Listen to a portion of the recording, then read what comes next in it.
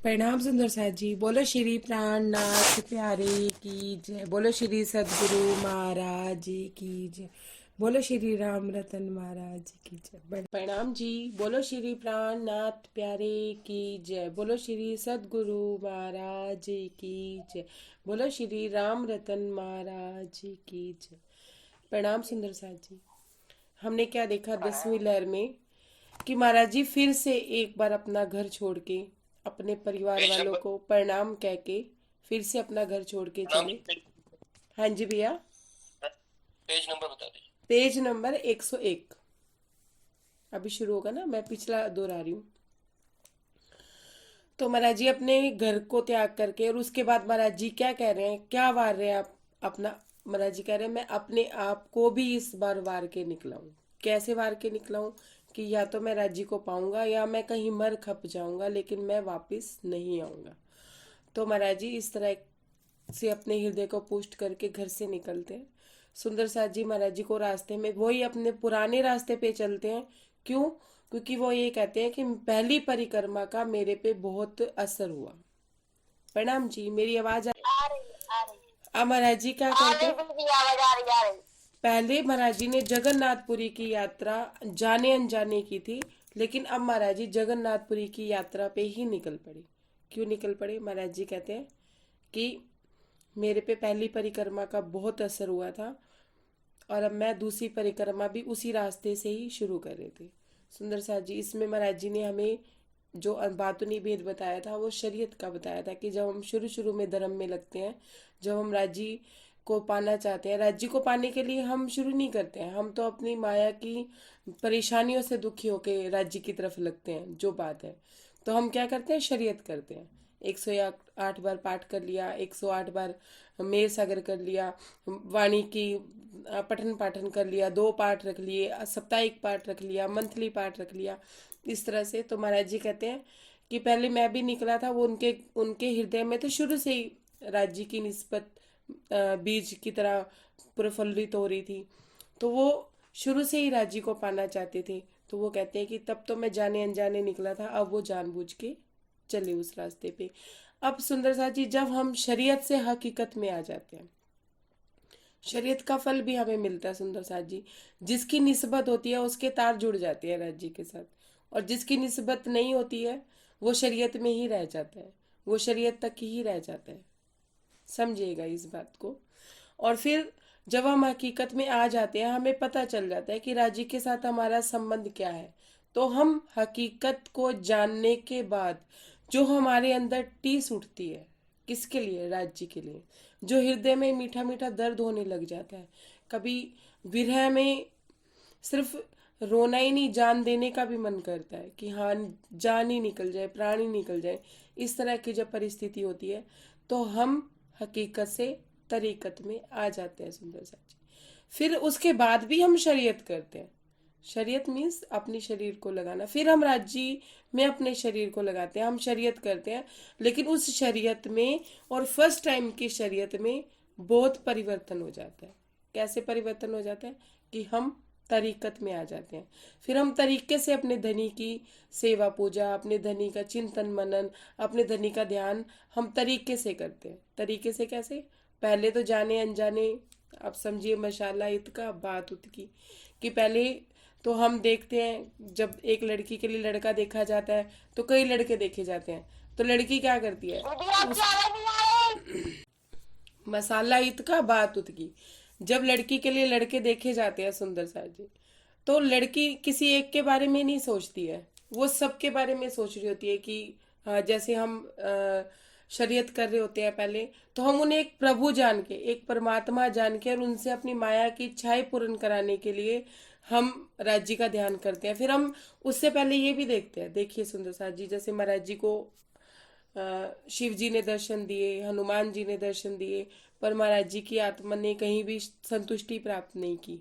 हम लोग भी सब देवी देवताओं को देख के राज्य को सबसे बड़े प्रभु मानते हैं कि सबसे बड़े हैं, इनसे बड़ा कोई नहीं है, प्रभु मानते हैं। लेकिन जब शरीयत करते हैं तो राज्य अपने अंदर का जो बीज, जो अपनी निस्बत है उसको खींचते हैं। जब वो निस्बत खींचते हैं सुंदर सा जी, तब हमें हकीकत का पता चलता है।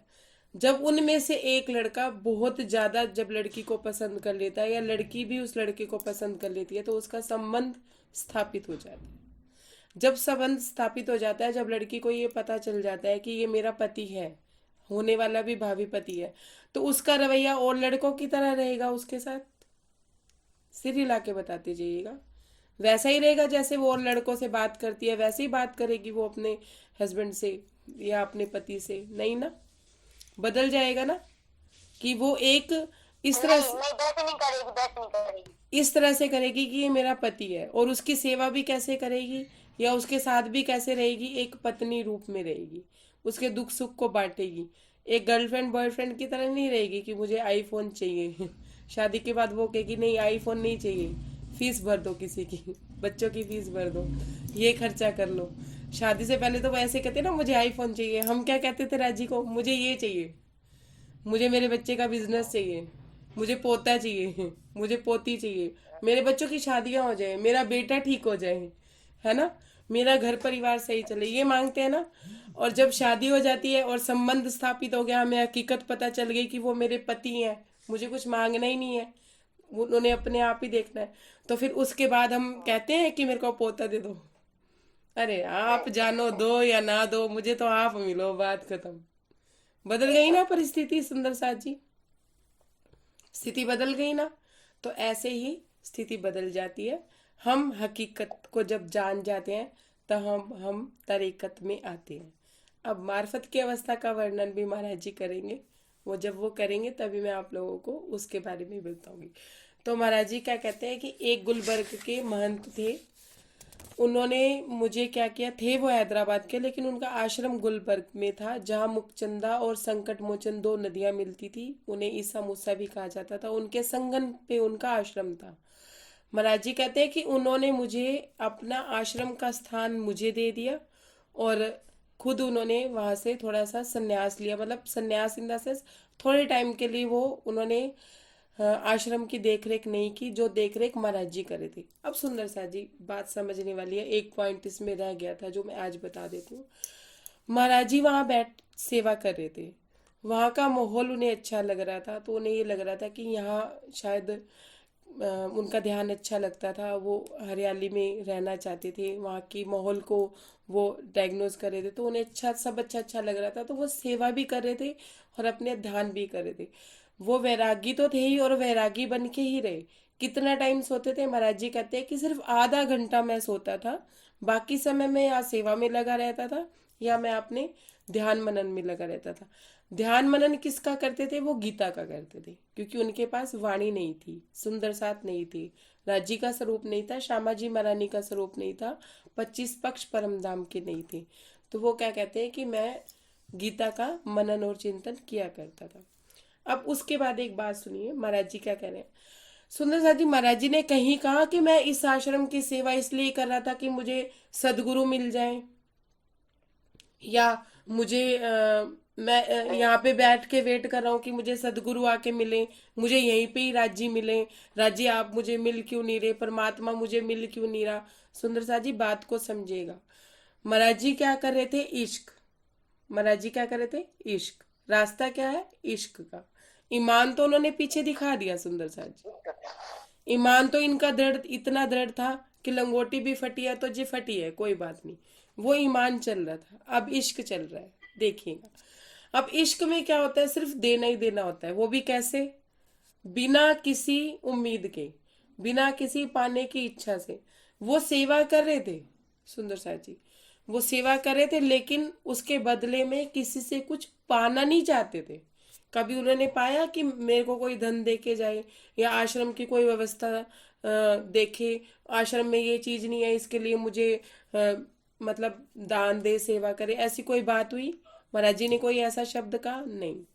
महाराज जी कहते थे जितना था उनके पास, जितना वहां पे था, पैसा था या धन था, जितनी भी चीजें थे, उसी में ही महाराज जी सुचारू रूप से आश्रम को चला रहे थे, और बिल्कुल भी पैसे का दुरुपयोग वो नहीं करते थे, और किसी भी महात्मा जन से, किसी से अपशब्दों की कोई बात नहीं होती थी। उनकी रहनी देखिए सुंदर साथ जी, रहनी देखिए आप कैसी थी।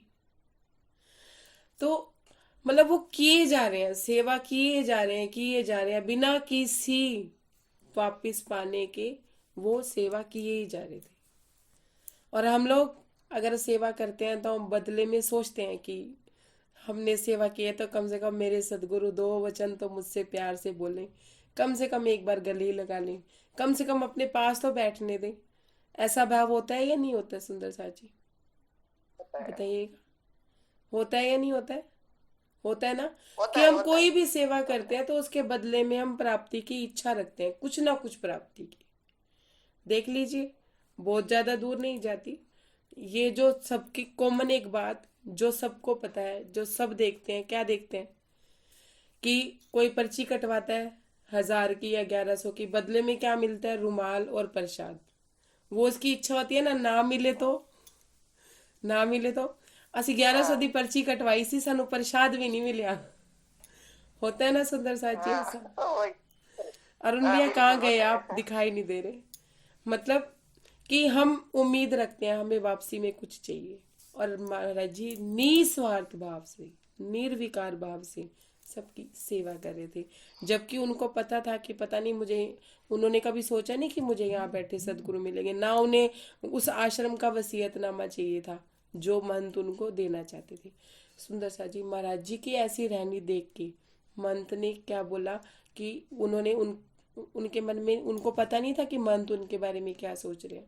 महाराज जी कहते हैं कि उन्होंने मेरे से वसीयतनामा लिखवाया। जब मेरे को वसीयतनामा लिखवाया तो मेरे मन में ये भाव आया कि ये तो मुझे, एक मिनट,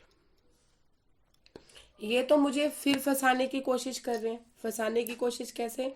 कि एक आग जो छोटी बुझाई तो दूजी मोटी लगाई। मैं घर गृहस्थी की जिम्मेदारी तो छोड़ के आ गया और अब मैं आश्रम की जिम्मेदारी संभालू। तो सुंदर साथ जी महाराज जी जिम्मेदारी नहीं लेना चाहते थे, फंसना नहीं चाहते थे। छोटी आग को बुझाने के बाद मोटी आग वो नहीं लगाना चाहते थे।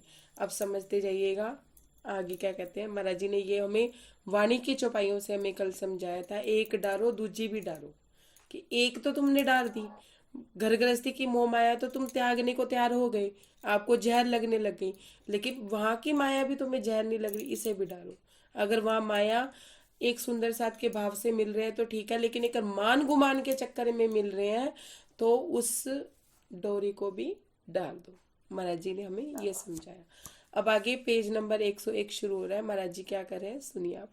उमर हजूरी पहुंचे लेकर कागज के संग अपने को, हाकिम के सन्मुख जा करके रजिस्ट्री करवाने को।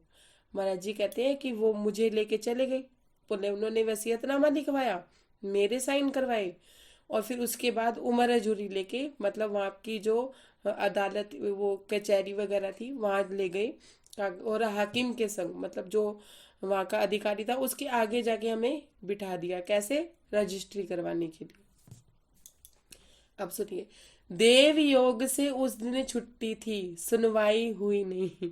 महाराज जी कहते हैं कि कोई देव योग, प्रणाम जी, प्रणाम जी। हाँ। महाराज जी क्या कहते हैं, 101 नंबर पेज की व्याख्या कर रही हूं मैं, कि देव योग से उस दिन छुट्टी थी, सुनवाई हुई नहीं। महाराज जी कहते हैं कि उस दिन कोई देव योग नाम की कोई एक, कोई देवों का कोई त्योहार था, उस वजह से छुट्टी थी और सुनवाई नहीं हुई। लौट आए हम वापस यूं ही, यों की त्यों, लौट आए हम वापस यूं ही, यों की त्यों ही बात रही। महाराज जी कहते हैं कि हम वापस लौट आए और वैसे के वैसे ही कागज पड़े रहे, कागजों में कोई कार्रवाई नहीं हुई। अब आई होप हैंग ना हो, नेट की कोई प्रॉब्लम नहीं है लेकिन हैंग हो रहा है फोन। अब क्या कहने हैं महाराज जी कि लौट आए हम वापस यूं ही, यों की त्यों ही बात रही। महाराज जी कह रहे हैं कि कागज वैसे के वैसे ही रहे और हम वापस लौट आए। अब क्या कह रहे हैं, ये ध्यान से सुनने वाली बात है सुंदर साथ जी। धन्यवाद भेजा परमात्मा को, हम बड़े प्रसन्न हुए, चाह रहे थे जो देना हमको, प्रातः वापस सौंप दिए। महाराज जी क्या कह रहे हैं कि मैंने धन्यवाद भेजा उस परमात्मा को, उस प्रभु को, कि हम बड़े प्रसन्न हुए कि उन्होंने उस दिन छुट्टी रखवा दी। उन देवताओं को, जिन देवताओं की वजह से छुट्टी थी, उन देवताओं को हमने धन्यवाद भेजा और हम बड़े प्रसन्न हुए। चाह रहे थे जो हमको देना, कि वो महंत जो मुझे देना चाह रहे थे वो हमने उनको प्रातः वापस सौंप दिया। महाराज जी कहते हैं कि उस दिन तो हम वापिस आ गए और मैं बारंबार शुक्रिया अदा करता रहा, लेकिन अगले दिन सुबह मैंने क्या किया कि मैंने वो रजिस्ट्री के कागज उनके हाथ में सौंप दिए। क्या कहते हैं, रख कर सबको सब ही कुछ आगे, कर प्रणाम छुट्टी मांगी। महाराज जी क्या कह रहे हैं कि पहले तो मैं सेवा कर रहा था, सब कुछ कर रहा था, लेकिन जब उन्होंने मुझे रजिस्ट्री देनी चाहिए तो मैंने उनके आगे प्रणाम करके माथा टेक के उनसे छुट्टी मांग ली कि नहीं, मैं ये जिम्मेदारी नहीं ले सकता, मैं ये आश्रम नहीं लेना चाहता, ना मैं इसकी मतलब भावी उसका मालिक बनना चाहता हूँ।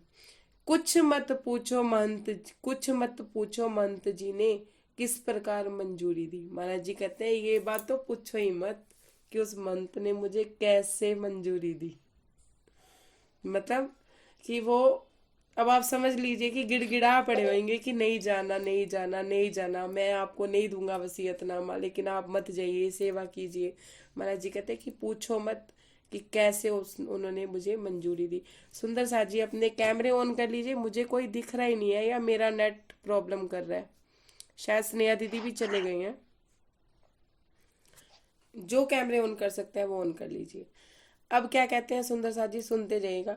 धन्यवाद प्रभु को दिया हमने बारंबार। महाराज जी कहते हैं एक बार नहीं, मैं बार बार प्रभु का धन्यवाद करता रहा। क्यों? क्योंकि 2.5 साल से वहां रह रहे थे, वहां की सारी व्यवस्था संभाल रहे थे, सब कुछ संभाल रहे थे। वो महंत भी उनसे प्रभावित था और महंत जाने भी नहीं दे रहा था उनको। तो महाराज जी कहते हैं कि कैसे तो उन्होंने मुझे छुट्टी दी, जाने की परमिशन दी।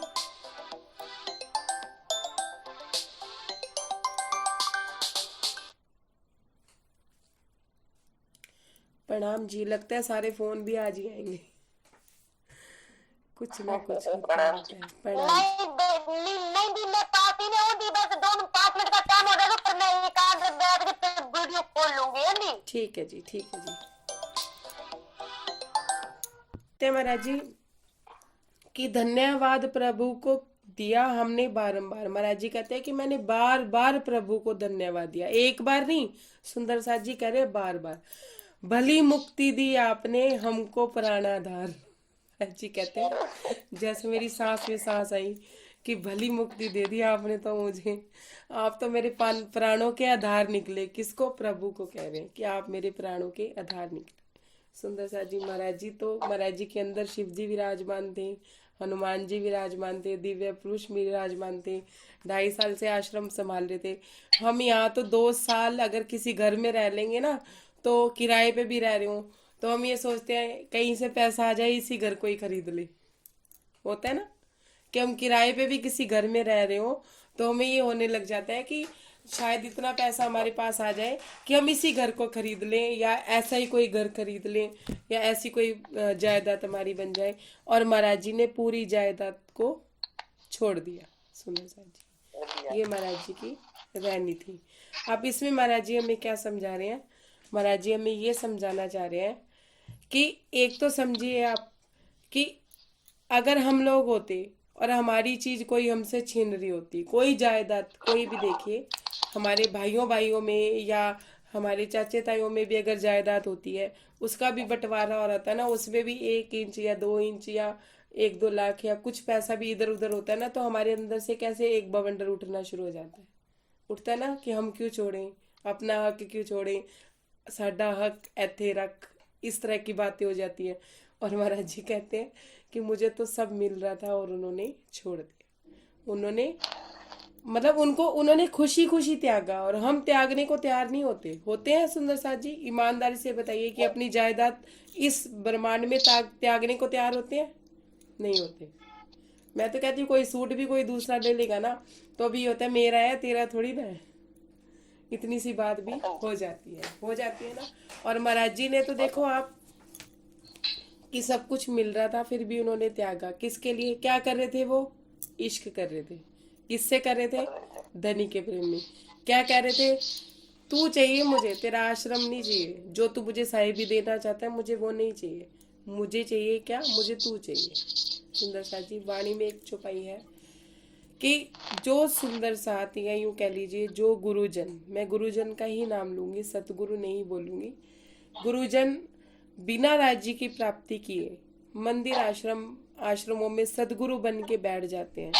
राज्य कहते हैं, वाणी में कलश किताब में एक चौपाई है जिसमें महाराज जी कहते हैं कि वो एक सांप, मरे हुए मतलब जिंदा सांप की तरह होते हैं और उनके ऊपर चींटियां लिपटी होती हैं। वो सांप कौन होते हैं, वो सदगुरु होते हैं, और जो चींटियां होती हैं वो उनके सारे चेले चपाटे होते हैं। ठीक है, वो उनको नोच रहे होते हैं, वो सदगुरु बन के बैठ जाते हैं। अगर मान लो किसी सदगुरु ने आपको तारतम दे दिया, तो सिर्फ तारतम दे के छोड़ देना ही उसका ध्यान नहीं होता, उस रूह को परम धाम तक पहुंचाना उसकी जिम्मेदारी हो जाती है। ऐसा होता है ना, ऐसा होता है ना। फिर तारतम दे दिया और छोड़ दिया, लेकिन अब जो दावे से सदगुरु ये कहते हैं कि हम तुम्हारा हाथ पकड़ के तुम्हें परम धाम ले जाएंगे, अगर वो खुद ही परम धाम नहीं पहुंचे तो फिर हम लोगों को परम धाम कैसे ले जाएंगे। अब जवाब देते जाइएगा, बातों निभेदा इसमें सारा। तो महाराज जी ये कहते हैं कि ऐसा सदगुरु मुझे बनना ही नहीं था, ऐसा गुरु मुझे बनना ही नहीं था। उन्हें तो बने बनाए चेले चपाटे मिल रहे थे, बना बनाया आश्रम मिल रहा था, सब कुछ मिल रहा था। पर महाराज जी कहते हैं मैंने भी अलख को अभी तक नहीं पाया था, मैंने भी अलख को अभी तक नहीं लखा था, मैंने राज्य को नहीं पाया था। तो मैं उसके प्रेम में मैं उसे ही पाना चाहता था, ना कि मैं किसी मंदिर आश्रम की जिम्मेदारी संभालना चाहता था। सुंदर साहब जी ऐसे सतगुरु या ऐसे गुरु जो सतगुरु बन के बैठ जाते हैं और जिन्होंने खुद को राज्य को नहीं पाया और खुद राज्य स्वरूप नहीं हुए, जो उनके ना तो वो खुद कहीं पहुंचते हैं और ना ही उनके आगे जो चेले चपाटे या उनके जो सुंदर साथ होते हैं, यूं कह लीजिए कि वो कहीं पहुंच पाते हैं। वो यहीं पे ही विषय वासनाओं में वो अपना जन्म भी खराब करते हैं और वो हमारा भी जन्म खराब करते हैं। इसका उदाहरण सुंदर साथ जी महाराज जी ने पीछे दिया है। देखिए आप, हाथीराम महात्मा क्या थे, क्या रहनी थी उनकी, एक ही पेड़ का पत्ता खा के वो जीवन जी रहे थे ना सुंदर साथ जी। पीछे जीवनी में बताया जो बालाजी के नायक थे वो एक ही पेड़ का पत्ता खाते थे और कोई उनका रिश्तेदार कोई कुछ नहीं था, जंगल में रहते थे। इतनी रहनी की होने के बावजूद भी जब बाल स्वरूप ने आके उनको दर्शन दिए या बाल स्वरूप उनके साथ 4 या 5 दिन रहे, उन्होंने मोह किया, हाथीराम जी ने मोह किया था उस बालक के साथ? नहीं किया था। 4 दिन बाद जब वो नहीं आया तो हाथीराम महात्मा कोई तड़पे थे, कल्पे थे, लेकिन वो 4 दिन उन्होंने उनके साथ आनंद किया था? उन 4 दिन उनके साथ आनंद किया, लेकिन 5वें दिन वो बालक नहीं आया तो महाराज जी ने ये भी जानने की कोशिश नहीं की, मतलब हाथीराम महात्मा ने ये भी जानने की कोशिश नहीं की कि वो बालक आया कहाँ से था, कैसा था। ठीक है, परमात्मा ने किसी को भेजा था जंगल में, मुझे मंगल हो गया और वो चला गया। सुंदर सा जी, लेकिन हुआ क्या उनके साथ? प्रतिभा दीदी आप कुछ कहना चाहते हैं तो ठीक है, नहीं तो म्यूट कर लीजिए, आपके बर्तनों की आवाज आ रही है। सॉरी मैंने भी। अब क्या हुआ, बाल रूप में जब उनके पास बालाजी आए तो उन्होंने क्या मांगा? राज्य मांग लिया। जन्म खराब हो गया उनका, उन्हें दोबारा जन्म लेना पड़ा। और प्रभा दीदी के साथ इस बार ये लीला हुई, मांगने तो राज्य गई थी, प्रेम पत्र लेके आ गई, ये यात्रा खराब हो गई। हाथीराम महात्मा वाली जो बात हुई वो इनके साथ हुई, प्रभा दीदी के साथ। अब सुनिए, अब आप दूसरी बात सुनिए, मर्त्यंग ऋषि वाली जो बात थी, और मर्त्यंग ऋषि में महाराज जी आश्रम में गई। अब आप ऐसे समझिएगा, मेरी और पूर्णिमा दीदी की बात समझ लीजिए। मैं भी राज्य से लगी हुई और पूर्णिमा दीदी भी परमात्मा से लगी हुई। पूर्णिमा दीदी है, दीदी प्रणाम, दीदी प्रणाम करके आप ऊपर आ जाइए। हमारी क्या हुई आपस में, मर्त्यंग ऋषि वाली कहानी हुई। मैं इनकी रहनी से प्रभावित थी और महाराज जी भी मर्त्यंग ऋषि की रहनी से प्रभावित हुए थे। जब उन्होंने वहां जाके आश्रम में देखा कि कोई ज्ञान पुस्तिका नहीं है, वहां पे कोई खाना बनाने की व्यवस्था नहीं है, मतलब बिना खान पान के वो रह रहे थे, कोई रिश्तेदार नहीं, और मंदिर इतना साफ, मतलब उनका हृदय स्थल इतना साफ सुथरा था, सब कुछ था। तो ये मर्त्यंक ऋषि वाली कहानी होगी कि मैं पूर्णिमा दीदी की रहनी से प्रभावित थी और महाराज जी भी मर्त्यंक ऋषि की रहनी से प्रभावित थे। दोनों में सत्य था। देखिए, मर्त्यंक ऋषि में भी सत्य था और महाराज जी में भी सत्य था। पूर्णिमा दीदी में भी राजी थे और मुझ में भी राजी थे। मिलना चाहते थे पर हम नहीं मिल पाए। पूर्णिमा दीदी ने मेरे दर्शन किए, मर्त्यंक ऋषि ने महाराज जी के दर्शन किए, लेकिन महाराज जी मर्त्यंक ऋषि के दर्शन नहीं कर पाए। लेकिन वो भी तड़प रहा था। कैसे तड़प रहा था देखिए सुंदर साथ जी। जब महाराज जी आश्रम से बाहर निकले तो उसकी पदचाप सुनाई दी कि वो पीछे पीछे आया था। सुंदर साथ जी आया था ना वो। महाराज जी कहते हैं कि पुरुष विहीन तो आश्रम नहीं लगता। पुरुष विहीन तो हम भी नहीं थे ना। लेकिन हमारे साथ एक लीला हुई कि ना पूर्णिमा दीदी मुझसे मिल पाए और ना मैं पूर्णिमा दीदी से मिल पाई। तो ये मर्त्यंक ऋषि वाला एक लीला हमारे साथ हुई या नहीं हुई सुंदर साथ जी? सबने मर्त्यंक ऋषि का प्रसंग सुना है। हुई। हालांकि पूर्णिमा दीदी में भी सतबल था और मेरे में भी सतबल था, और हम दोनों की व्यथा क्या थी? उधर मर्त्यंक ऋषि को कितना दुख होगा अगर राजी महाराज जी इतने दुखी होकर आश्रम से आ रहे थे, तो मर्त्यंक ऋषि भी कितने दुखी थे। मैंने भी ये बात मुझे बाद में कल महाराज जी ने बड़े गौर से समझाई। महाराज जी कहते तुम्हारे साथ ये लीला हुई, तुम्हें पता चला। मैंने भी उस टाइम मंदिर में बैठे बैठे ये सोचा था। जब पूर्णिमा दीदी चले गए, दीदी ने लिखा कि मैं चली गई, तो मैंने महाराज जी से ये राज जी से घुमट जी में बैठ के मैंने यही बोला। मैंने कहा आपकी एक सखी जिसे मैं मिलने की इच्छा लेके आई थी वो मुझे नहीं मिली, तो आप मुझे कैसे मिलोगे? मुझे नहीं पता था कि उन्होंने मेरे से ऐसे शब्द क्यों कहलवाए। मेरे मन में ये भाव था। तो महाराज जब महाराज जी की बीतक का ये प्रसंग कल महाराज जी ने मुझे याद दिलाया कि मर्त्यंक ऋषि के आश्रम में मुझे भी ऐसा लगा था कि जब मुझे आपके सत्य के दर्शन ही नहीं हो रहे हैं तो मुझे आपके दर्शन कैसे होंगे? किसकी पात्रता नहीं थी? महाराज जी कहते हैं मेरी पात्रता नहीं थी। तो मुझे लगा मेरी पात्रता नहीं थी। सुंदर सा जी, तड़प दोनों में बराबर थी। तड़प हम लोगों में बराबर थी। ऐसे सुंदर सा जी उस समय चितवनी का वर्णन महाराज जी हमें कर रहे थे कि चितवन में जब हम बैठते हैं तो हमारे अंदर माया इतनी प्रभावी होती है कि हम माया के बारे में सोच रहा होता है और राज्य उदास होके चले जाते हैं। लेकिन उदास तो रूह भी होती है ना सुंदर सा जी, होती है ना। जो रूह सच में चितवनी में राज्य को पाना चाहती है, सच में मतलब उसका पुष्ट मन है कि मुझे राज्य ही चाहिए, और उस भाव से चितवन में बैठती है और उसे राज्य नहीं मिलते हैं, तो उसके बाद वो रूह ये नहीं सोचती कि मैं 2 घंटे बैठी मैंने ये किया, अपने अहंकार भाव नहीं लेती। वो ये सोच के उठती है कि मैं 2 घंटे बैठी राज्य, फिर भी आप मुझे नहीं मिले, मेरे में अभी पात्रता नहीं है, मतलब अभी कोई कमी है। वो अपनी कमियों को देखती है सुंदर साथ जी। ऐसे ही सेम पोजीशन हमारी थी। मर्त्यंक ऋषि वाला प्रसंग मेरे साथ घटित हुआ। अब आप लोगों को भी लग रहा होगा कि हुआ या नहीं हुआ, आप लोग बताएंगे। प्रणाम जी। एक प्रणाम जी। प्रणाम जी। छपा करना कि मुझे भी ना महाराज जी की बीतक में सबसे मुझे दिल में लगा था ये मर्त्यंक ऋषि वाला। हाँ जी। बहुत चिंतन करती थी इसमें। हाँ जी। तो झाड़ू का वो बुझा हुआ दीपक और लकड़ी ये मुझे बहुत दिल में छुपा था। हाँ जी। तो वो एक तालाब था, वहाँ अच्छी तरह से नहाए थे महाराज। तो वो सब मुझे परम धाम, वहाँ उस टाइम राजे ने परम धाम की सब बात नहीं खोले थे आपके मुख से, तो ये वो शब्द मुझे बहुत छुए थे। लेकिन आज आपके मुख से महाराज जी ने बताया कि मैं भी आपसे मिलना चाहती थी। पता नहीं क्या हो रहा था कि आपसे मिलने के लिए मेरा भी तड़प था। एक बार मैंने घुमट जी के पीछे आपको देखा, मुझे लगा एक बार की जाके अंकमाल करूं।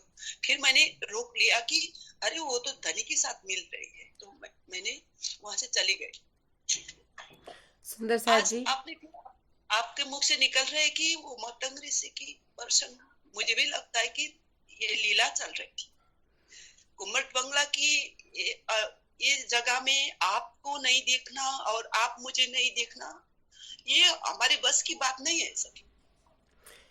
जी दीदी, मैं मानती इस बात को। मैं तो आपकी रहनी से पहले ही प्रभावित थी। मैं आपकी इस बात से भी बहुत प्रभावित हुई कि मैं चितवन में बैठी थी तो आपने मुझे नहीं छेड़ा। कोई और सुंदर साथ होता, या कोई इस बात दर्दी दर्दा जाने ज्ञानी जाने ज्ञान, अब जो ज्ञान को जानता होता तो वो आके मुझसे जरूर मिलता और मेरे पास बैठता, मुझसे बात करता। वो ये नहीं सोचता कि ये चितवन में बैठी हैं, हो सकता है इनकी चितवन लग गई हो। पर आप इस बात को जाने, आपने इस बात को पहचाना, तो ये आपकी रहनी तो थी दीदी। और हमारे साथ ये लीला क्यों हुई? क्योंकि महाराज जी ने हमें इतनी बीतक पढ़वाई।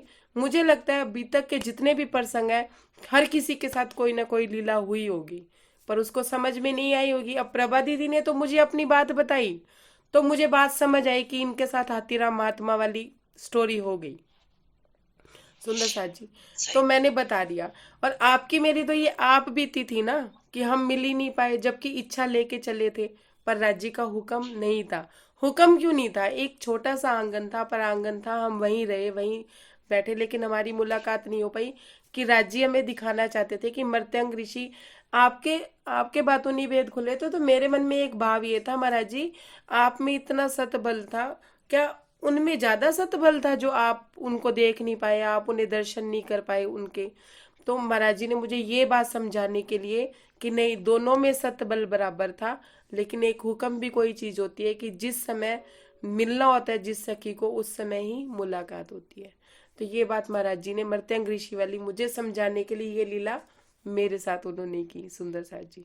सबके साथ कोई ना कोई लीला जरूर हुई होगी, लेकिन सबने अपनी अपनी बात नहीं बताई, तो इसलिए मुझे समझ में नहीं आया। लेकिन हंसा बहन, उनके साथ क्या लीला हुई सुंदर साथ जी, वो भी सुन लीजिए। हंसा बहन नहीं है बैठक में, लेकिन रिकॉर्डिंग भेजूंगी मैं उनको, तो वो रिकॉर्डिंग सुनेंगे। उनके साथ लीला जी ये हुई, जब भूतनाथ जी के साथ महाराज जी जा रहे थे इतनी मंडली के साथ, और जब वो मीठे वाली बात हुई, उसके बाद महाराज जी भूतनाथ जी से अलग होना चाहते थे ना, क्योंकि महाराज जी को उनकी कुछ वृत्तियां उन्हें समझ नहीं आ रही थी, या कुछ समझ में नहीं आ रहा था। उन्हें ये लगने लगा था महाराज जी को कि मैं कहाँ फंस गया, कहाँ मैं मतलब परेशान हो गए थे वो, इतना इतना भीड़ भाड़ी अपने अपने पास देख के। तो वो परमात्मा के साथ अपने ध्यान में एकांत रहना चाहते थे। अब हंसा बहन हमसे दुखी नहीं हुई थी, सब कुछ था, सब बात थी, लेकिन गुम्मट जी में उनका ध्यान नहीं लगा, गुम्मट जी में वो बैठ नहीं पाई।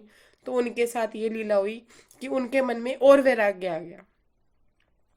वो क्या कह रही थी, मैं एकांत में रहना चाहती हूँ थोड़े टाइम के लिए कुछ समय के लिए मैं राज्य के साथ एकांत में रहना चाहती हूँ। सुंदर साथ जी, ये भी अवस्थाएं होती हैं, एक एक अवस्था धीरे धीरे, एक अवस्था वो भी होती है, प्रणाम जी, सबसे मिलते भी हैं, मिलके भी हम नहीं मिलते हैं। ऐसी अवस्था भी होती है कि हम अंदर से राज्य में इतने भरे हुए होते हैं कि हम किसी से मिले, थोड़ी देर के लिए हम मिले, उन्हें लाड प्यार दिया, उनसे लाड प्यार लिया, लेकिन फिर भी हम अपने राज्य में इतने मस्त होते हैं कि हम उनसे मिलके भी नहीं मिले होते हैं, हमारा ध्यान राज्य में होता है। एक अवस्था वो भी होती है। तो ये अवस्थाएं थी। जिसने मुझे अपनी बात बताई, मुझे महाराज जी की बीतक, मुझे ऐसा लगा कि महाराज जी अपनी बीतक के प्रसंग हम लोगों पे घटित करके हमें समझा रहे हैं। अब कोई और बात बताएगा तो मुझे समझ आएगा कि उसके साथ क्या लीला हुई। जिन लोगों ने बताई मैंने उन लोगों की आपको, जिन सुंदर साथ ने मुझे बताई मैंने उन सुंदर साथ की आपको बता दी। सुंदर साथ जी, अब इसमें देखिए महाराज जी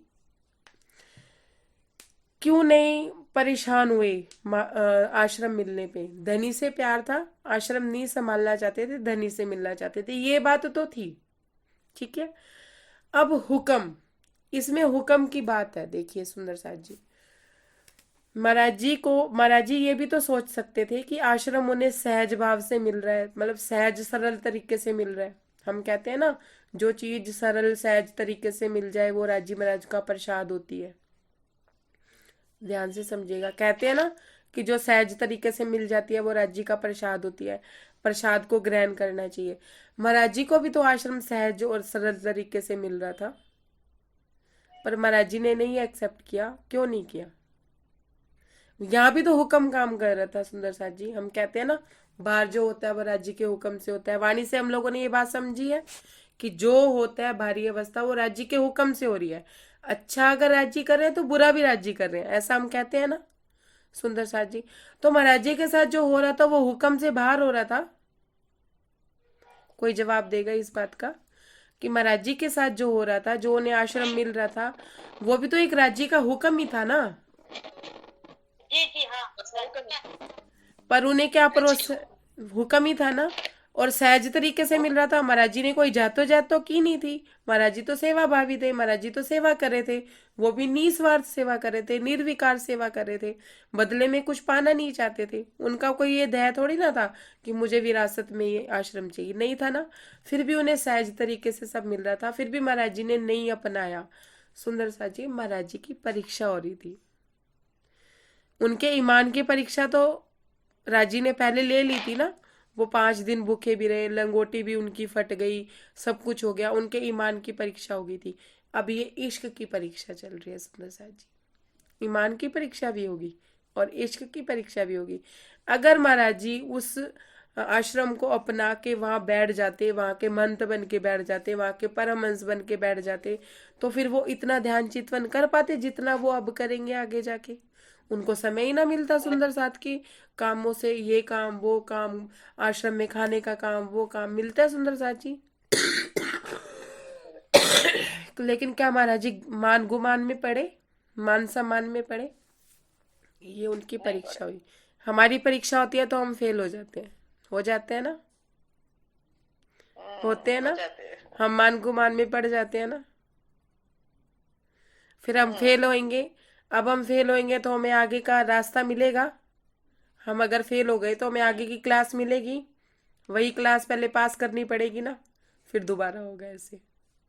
हम्म, तो ये समझ लीजिए बात कि हमें ईमान में भी परीक्षा देनी पड़ी तो इश्क में भी परीक्षा देनी पड़ेगी। क्योंकि पहले हमने परीक्षा ली है ना राजी की। कैसे ली? राजी ये दे दो, राजी वो दे दो, राजी ये कर दो। सतगुरु मेरा श्याम जी मैं निसरन निरो। सतगुरु किसको बोला है? श्याम जी को। पहले तो हमने श्याम जी की परीक्षा ली है। राजी ऐसा कर दो, राजी वैसा कर दो। हम जो सोचते चले जाते थे, जो सोचते थे वो बात पूरी हो जाती थी। जो हम मन में बात ली बाद में, पहले ही काम हो गया। होता था ना हमारे साथ ऐसा। अब राजी भी तो हमारी परीक्षा लेंगे ना। ईमान तो पक्का उन्होंने ही करा दिया कि मैं तेरे साथ हूँ, तू चिंता क्यों करती है, जो तू करेगी वही, जो तू कहेगी वही होगा, जो तू करेगी वही होगा, कहेगी वो होगा, है ना। अब राज्य भी तो परीक्षा लेंगे ना कि तू मुझसे कितना प्रेम करती है, माया को अभी भी त्यागती है या माया में ही घुसना चाहती है।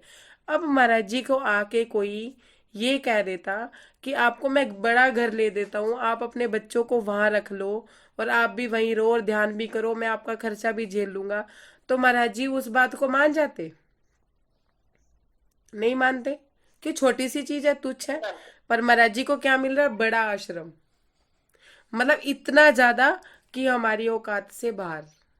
मैं महाराज जी के लिए नहीं औकात शब्द यूज कर रही, मैं अपनी बात के लिए कि पहले तो हमें इतना कम देंगे महाराज जी इतना कम करेंगे, पहले तो ना दे के हमें आजमाएंगे, हमारा ईमान पक्का करेंगे।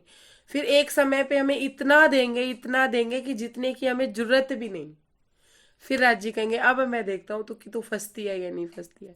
वो कहते हैं ना कि अगर किसी को खरीदना हो तो पहले एक गड्डी रख दो, तो वो कहेगा मैं बिकने वाला नहीं हूँ। दूसरी गड्डी रख दो, वो कहेगा तुम मुझे खरीदना चाहते हो, मैं नहीं बिकने वाला। तीसरी गड्डी रख दो, वो कहता है अच्छा तो तुम मेरी कीमत बढ़ा रहे हो। पांचवी गड्डी रख दो, वो कहेगा अच्छा इतने में काम नहीं चलेगा, एक और रख दो। एक और रख दी तो वो बिक गया, माया के आगे बिक गया। तो वो नौकर बन के घूमेगा ना उस आदमी का जिसको उसने खरीद लिए, जिसने खरीदा उसको। सुंदर सा जी फिल्मों में भी देखा होगा आपने, मूवी वगैरह में भी गुंडे कैसे खरीद लेते हैं। ऐसे माया में हम कितने लिप्त हो जाते हैं, कितनी जल्दी लिप्त हो जाते हैं। ये महाराज जी की परीक्षा चल रही थी। हुक्म यहाँ पे काम कर रहा था सुंदर सा जी। हम राज्य के, हम मानते हैं कि हुक्म है, हुक्म है, हुक्म से सब कुछ हो रहा है। क्या हम जानते हैं कि हुक्म किस तरह से काम कर रहा है, किस तरह से हमारी परीक्षा हो रही है और किस तरह से हमें वो परख रहा है और किस तरह से हमें वहां से निकल के राज्य तक पहुंचना है? तो सुंदर साथ जी महाराज जी ने ये परीक्षा दी और महाराज जी अपनी परीक्षा में पास हुए।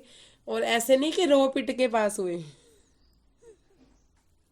समझिएगा, ये मेरी बात समझिएगा। महाराज जी को ये आश्रम वैसे भी मिलने वाला नहीं था, क्योंकि राजी नहीं देते उसको, उनको ये आश्रम ना देते। ये तो परीक्षा थी उनकी, तो वो उन्होंने हंसते खेलते पार कर ली, हंसते हंसते बार बार शुक्रिया अदा करके पार कर ली, बार बार नमस्कार करके, बार बार झुक के स्वीकार कर ली। अगर मान लो हमें भी कोई चीज पहले हमें लगता हो कि हमें मिल रही है, सुंदर सा जी प्रैक्टिकल से समझिएगा, कि कोई भी वस्तु हमें मिल रही है और हमने इस खुशी में कि हाँ माया की ये चीज हमें मिल रही है और हम राज्य में है भी, और लेकिन फिर भी हमारा माया की तरफ आकर्षण है, तो हम क्या सोचते हैं, हाँ मुझे मिल रही है, हाँ मुझे मिल रही है। और एक टाइम पे जब एन टाइम पे एन मौके पे जाके वो चीज़ हमें नहीं मिलती है, किसी न किसी वजह से वो चीज़ हमसे दूर हो जाती है, तो हम कितना रोना पिटना करते हैं, कितना रोला रप्पा करते हैं, हाय सब काम बनने वाले थे, एन टाइम पे ये हो गया, ऐसा हो गया वैसा, एन टाइम पे कुछ ना कुछ हो जाता है, एन टाइम पे हम रोने पिटने। महाराज जी राजी ये कहना चाहते हैं, इस बात में ये कहना चाहते हैं कि तुम हंसते हुए माया छोड़ के आओगे ना, तो मैं तुम्हें गले लगाऊंगा।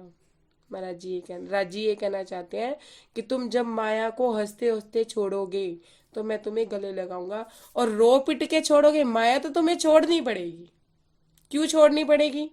मेरा अर्धांग है, तू माया में मस्त है, मैं तुझे कैसे छोड़ दूं गंदगी में?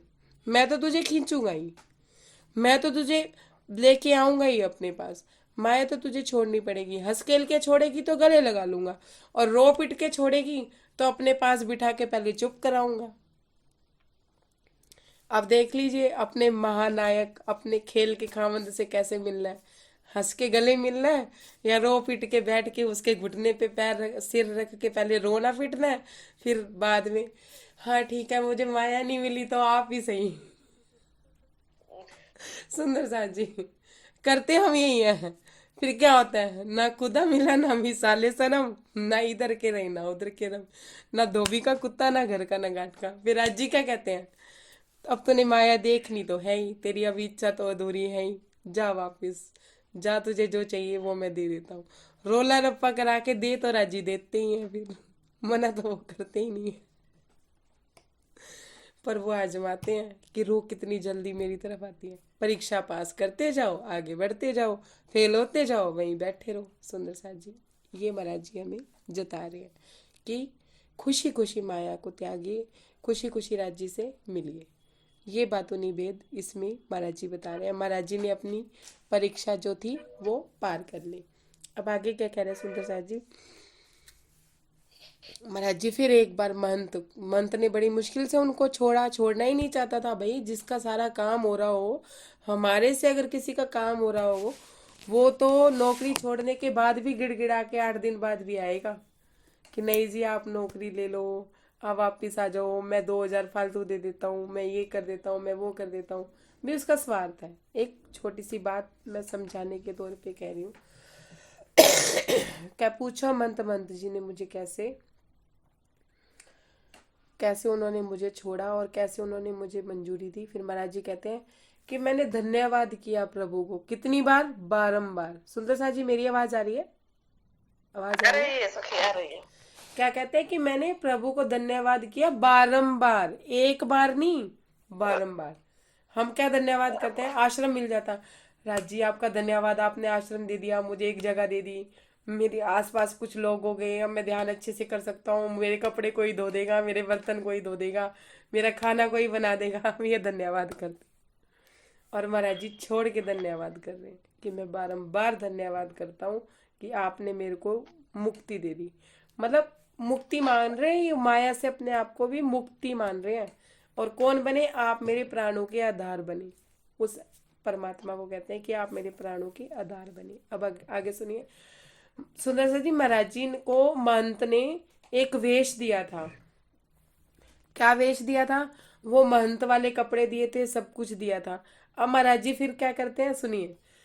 कमली और लंगोटी अचला लेकर भाग पड़े अपना। महाराज जी कहते हैं मैंने अपनी कमर में बांधने वाली कमली ली, अपनी लंगोटी फिर से बांधी, सुनते जाइएगा, और एक लोटा या कुछ लेके महाराज जी कहते हैं मैं बस लेके भाग ही पड़ा, वहां से भाग निकला जैसे मुझे कोई दोबारा पकड़ ना ले, कि मुझे दोबारा कोई ऐसे बिठा ना ले, कोई बात ना कह दे, मुझे दोबारा से कोई जकड़ ना ले। महाराज जी कहते हैं मैं अपना सामान लेके भाग निकला।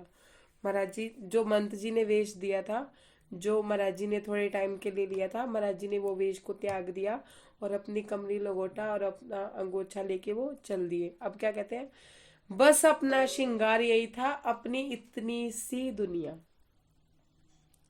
कितनी सी दुनिया थी ना सुंदर साथ जी उनकी, एक कमली, कमल में बांधने वाली, एक अंगोछा और एक लंगोटी, ये छोटी सी दुनिया उनकी। महाराज जी कह रहे हैं कि मेरा श्रृंगार भी यही था। श्रृंगार क्या, यूं नहीं कि कानों में कुंडल पहन लिए, गले में माला पहन ली, या यूं कह लो कुर्ता पजामा पहन लिया, धोती अलग पहन ली, गमछा अलग रख लिया। महाराज जी कहते नहीं, मेरा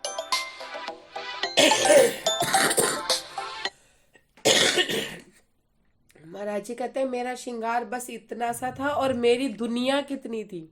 सुनिए, महाराज जी 2.5 साल वहां रह के आए।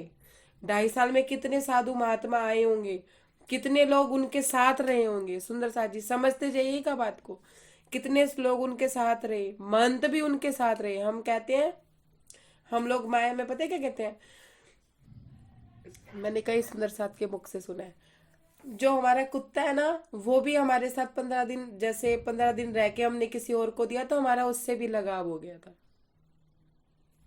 एक बात है कि घर में रहे जानवरों से भी लगाव हो जाता है, घर में रहे मेंबरों से भी लगाव हो जाता है। प्रेम भाव अलग चीज है सुंदर साथ जी, मन में लगाव की अलग बात है।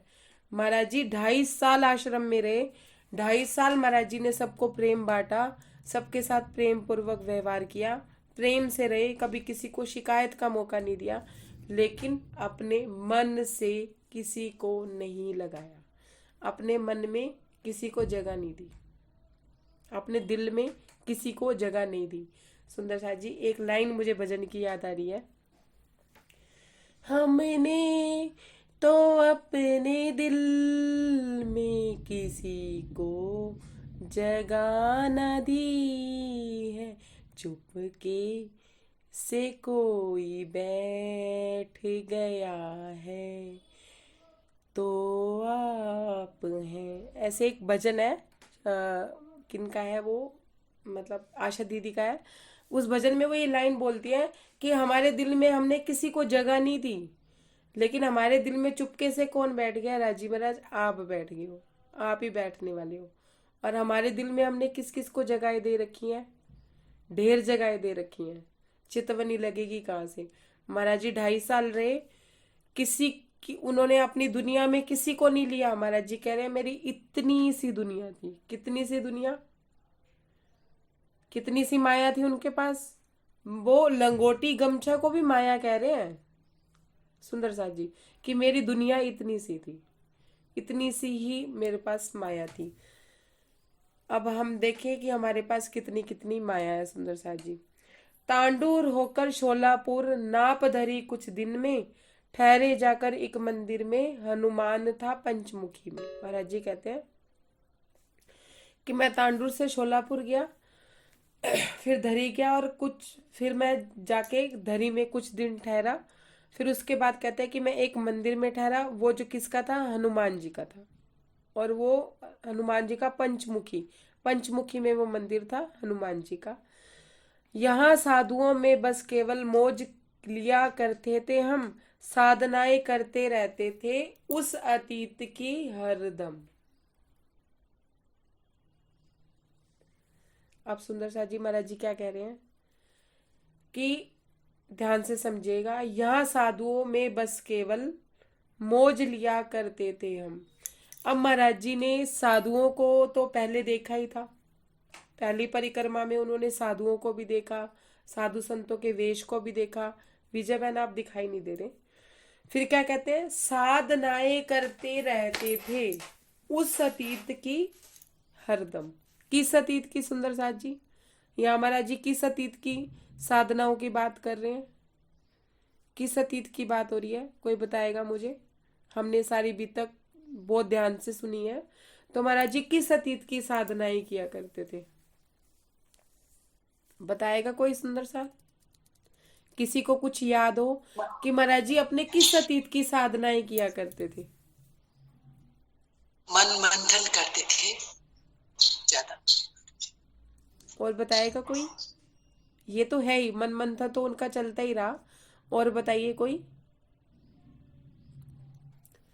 सुंदर सा जी, उनके हृदय में कौन थे? शिव जी थे, हनुमान जी थे। गीता का पठन पाठन वो किया करते थे। 2.5 साल भी महाराज जी के पास क्या थी? गीता थी। तो महाराज जी क्या किया करते थे? वो साधनाएं किया करते थे जिन साधनाओं से उन्हें हनुमान जी मिले और शिव जी मिले। अपने मन मंथन की, अपने अंदर की यात्रा किया करते थे सुंदर सा जी। अंदर की यात्रा समझिए आप। अपने मन को उन्होंने साध लिया था। अब ये जो उन्होंने आश्रम को त्यागा, क्या उनका मन सदा हुआ नहीं था? अगर उनका मन सदा हुआ नहीं होता तो वो आश्रम को अपना ना लेते। समझिएगा, मेरी बात समझ नहीं आ रही है तो मुझसे पूछ लीजिएगा, क्योंकि ये बात बहुत गहरी है। महाराज जी मन मंथन किया करते थे, अपनी इंद्रियों को काबू करते थे। अगर उनकी इंद्रियां इधर उधर भागती थी तो वो अपने आप को कोसा करते थे, अपनी पात्रता बनाते थे। कहाँ कहाँ देखते थे कि मेरी पात्रता नहीं है, मुझे किसके दर्शन नहीं हो रहे हैं, मुझे एक मत्यंग ऋषि के दर्शन नहीं हो रहे हैं, तो मुझे परमात्मा कहाँ से मिलेगा? देखा करते थे। हाँ या ना में जवाब दीजिए, ऐसे सारे चुप होके मत बैठिए। प्रणाम जी। हाँ जी सखी। तो महाराज जी अपने मन को साध चुके थे कि उन्हें राज्य ही चाहिए, उन्हें कोई साहेबी, कोई बाढ़ मान सम्मान बढ़ाई नहीं चाहिए, उन्हें कोई महंतगिरी नहीं चाहिए, कोई उन्हें परमहंस का पद नहीं चाहिए। क्या चाहिए? मुझे सिर्फ एक तू ही चाहिए। वो अपने मन को साधने के बाद सुंदर साथ जी उनके 14 लोक ब्रह्मांड की यात्रा पूर्ण हो गई थी। अब कहाँ थे वो? हम जो 14 लोक ब्रह्मांड की यात्रा पूर्ण करते हैं, फिर योग माया पूरी करते हैं, फिर परम धाम पहुंचते हैं सुंदर साथ जी, ये सारी यात्रा तो हमें अपने भीतर से करनी पड़ती है ना। मन क्या है? 14 लोक ब्रह्मांड का है। दिल तो राज्य का है, दिल तो राज्य का है, दिल में तो राज्य ही है, लेकिन मन तो इधर भाग रहा है, उधर भाग रहा है, भगा रहा था, हमें भी भगा रहा था। जब महाराज जी का मन भी उन्हें भगा रहा था, लेकिन जब उन्होंने मन को साध लिया तो उनकी 14 लोक ब्रह्मांड की यात्रा पूरी होगी। अब वो कहाँ आ गए? प्रेम तत्व योग माया में, जिसमें महाराज जी क्या कह रहे हैं? मुझे सिर्फ एक तू चाहिए और मुझे कुछ नहीं चाहिए, कोई आश्रम नहीं चाहिए, कुछ नहीं चाहिए। उनका मन सदा हुआ था, योग माया में थे, एक तरह से प्रेम तत्व था उनके अंदर, पूरा इश्क था धनी के प्रति, इश्क में ही लीन थे। इश्क के आगे, राज्य के आगे उन्हें कुछ नहीं चाहिए था सुंदर साथी। तो महाराज जी क्या कहते हैं? हम अपनी अतीत की योग साधनाओं में जो हमने अतीत में किया, उसको शिव जी को, हनुमान जी को, जो उनके हृदय में विराजमान थे, उनके साथ ही तो बात किया करते थे। जब वो 9 वर्ष कहते हैं कि जूड़ में रहे और उन्होंने धर्म सभा बनाई, तो उसमें भी तो वो क्या कहते हैं कि प्रश्न के उत्तर तो वो दिया करते थे। हालांकि प्रश्न के उत्तर वो खुद दिया करते थे, लेकिन उन्होंने अपना नाम कभी भी नहीं लिया, उनके लिए कहा कि वो दिया करते थे। तो महाराज जी कहते हैं हम अपने अतीत की साधनाओं में मस्त रहा करते थे, उनसे बातें किया करते थे। अब आगे क्या कहते हैं? शोलापुर से चल करके हम पंढरपुर में जा पहुंचे। चंद्रभान का था सुरमय तट, राम बाग में जा ठहरे। अब क्या कहते हैं? बिता दिए 2 मास यहीं पर, वही नियम रखा हमने। अब महाराज जी कौन सा नियम कह रहे हैं कि मैंने वही नियम रखा? कौन सा नियम सुंदर साथ जी, कोई बताएगा कौन सा नियम? महाराज जी ने कौन सा नियम लिया था? अभी तक सुन रहे हैं, अभी बता रहे हैं। महाराज जी ने अभी जिक्र किया है इसी पेज, इसी 10वीं लहर में। महाराज जी क्या कहते हैं? सिर्फ आधे घंटे सोया करता था मैं। अभी भी वो आधे घंटे का ही रेस्ट किया करते थे, बाकी अपनी पीठ नहीं लगा के देखते थे, वो सिर्फ आधा घंटा। सुंदर साथ जी कितने घंटे का उनकी साधना होगी? 23.5 घंटे की साधना। देखिए 23.5 घंटे की। बाकी समय वो सेवा करते थे, कुछ भी करते थे, लेकिन नियम उनका यही था कि वो आधा घंटा ही सोते थे। अब क्या कहते हैं? 60 रोज पश्चात यहाँ से शुरू किया चलना हमने। जैन और मारवाड़ आदि कल्याण मार्ग से होकर गए। आगे क्या कहते हैं, पहुंच गए बम्बई वालकेश्वर में हम जा ठहरे। 2 माह यहीं ठहरे, गए न आसन छोड़ गई। महाराज जी कहते हैं कि 2 महीने हम कहाँ रुके, वालकेश्वर, मुंबई का एक स्थान है वालकेश्वर, वहां रुके 2 महीने के लिए। महाराज जी कहते हैं कि मैंने अपना स्थान मतलब आसन मैंने छोड़ा नहीं। 2 महीने एक ही स्थान पे बैठ के वो अपनी साधनाएं करते रहे। अब क्या कह रहे हैं, प्रभु चर्चा हर वक्त यहाँ भी। अब सुनते जाइए, 2 महीने जब एक ही जगह रुके तो वहां पे क्या होती रहती थी, महाराज जी अपना आसन नहीं छोड़ते थे। ऐसा नहीं है कि महाराज जी उठते नहीं थे और किसी से बात नहीं करते थे। क्या बात होती थी, प्रभु चर्चा हर वक्त यहाँ भी। प्रभु की चर्चा, परमात्मा की चर्चा हुआ करती थी, मूर्तियों में रहती थी। महाराज जी कहते हैं कि मूर्तियों में भी, मूर्तियों मतलब हम प्रभु की चर्चा करते थे तो मुझे ऐसा लगता था जैसे मूर्तियां भी आपस में बात कर रही हैं। ये मूर्ति उससे बात कर रही है, कृष्ण जी शिव जी से बात कर रहे हैं, शिव जी कृष्ण जी से बात कर रहे हैं। सुंदर सा जी कितना अच्छा मतलब महाराज जी वर्णन कर रहे हैं कि प्रभु चर्चा हर वक्त यहाँ भी मूर्तियों में रहती थी। महाराज नवरंग भाई जी की बीतक लिखी हुई है, उसमें भी धनीदेव चंद्र जी का वर्णन जब उन्होंने किया कि 6 वर्ष की आयु में जब धनीदेव चंद्र जी खेलने के लिए जाया करते थे तो मूर्तियां आपस में बात किया करती थी, मूर्तियां उठ उठ के बात किया करती थी। ऐसा वर्णन उन्होंने किया है। सुना है किसी ने? सुंदर साथ जी, किसी सुंदर साथ ने सुना है? हाँ सुना है हमने। सुना है। तो महाराज जी क्या कह रहे हैं, सुनाओ है सुनाओ। महाराज जी क्या कह रहे हैं कि मूर्तियां भी आपस में बात किया करती थी। मूर्तियों में भी मतलब प्रभु चर्चा उनकी आपस में रहती थी। मतलब एक दूसरे से परमात्मा की बात कर रही है। मुझे ऐसा लगता था कि ये ऐसे बात कर रही है, कोई कन्हैया की बात कर रहा है, कोई मतलब मूर्तियां आपस में बात कर रही है। महाराज जी क्या कहते हैं अब आगे, एक महात्मा के संगीत से उठा पुनः आसन अपना। महाराज जी कहते हैं कि एक महात्मा ने कुछ बजाया, कोई संगीत बजाया, उससे कोई शब्द उन्होंने ऐसे कहे या कोई ऐसा गीत सुना उन्होंने कि उनके मन की टीस दोबारा से एकदम से तीव्र हो गई। होता है ना सुंदर साथ जी, जब हम कोई गाना सुनते हैं या कोई गाना राज्य की तरफ हमें ले जाता है तो एकदम से हृदय में टीस होनी शुरू हो जाती है। होती है सुंदर साथ जी? हुई है कभी किसी के मन में? होती है, होती है। तो महाराज जी कहते हैं कि एक महात्मा के संगीत से पुनः मैंने अपना आसन छोड़ दिया। 2 महीने तक वो मूर्तियों का आपस में प्रभु चर्चा सुनते रहे। और महाराज जी कहते हैं कि एक महात्मा के संगीत से मेरा आसन छूटा। हमें गोमती द्वारका जी लगी चुप पुट्टी और लगन। महाराज जी कहते हैं मुझे गोमती जाने की और द्वारकापुरी जाने की लगन लग गई। और उसके बाद महाराज जी क्या कहते हैं, लगी चुप पुट्टी और लगन। चुप पुट्टी क्या होती है? महाराज जी ऐसा क्यों कह रहे हैं चुप पुट्टी? सुंदर साथ जी कोई बताएगा चुप पुट्टी का मतलब, किसी को समझ आ रहा हो तो? अरे हाँ या ना में जवाब दे दीजिए, मैं आगे तो बढ़ू फिर समय खराब होता।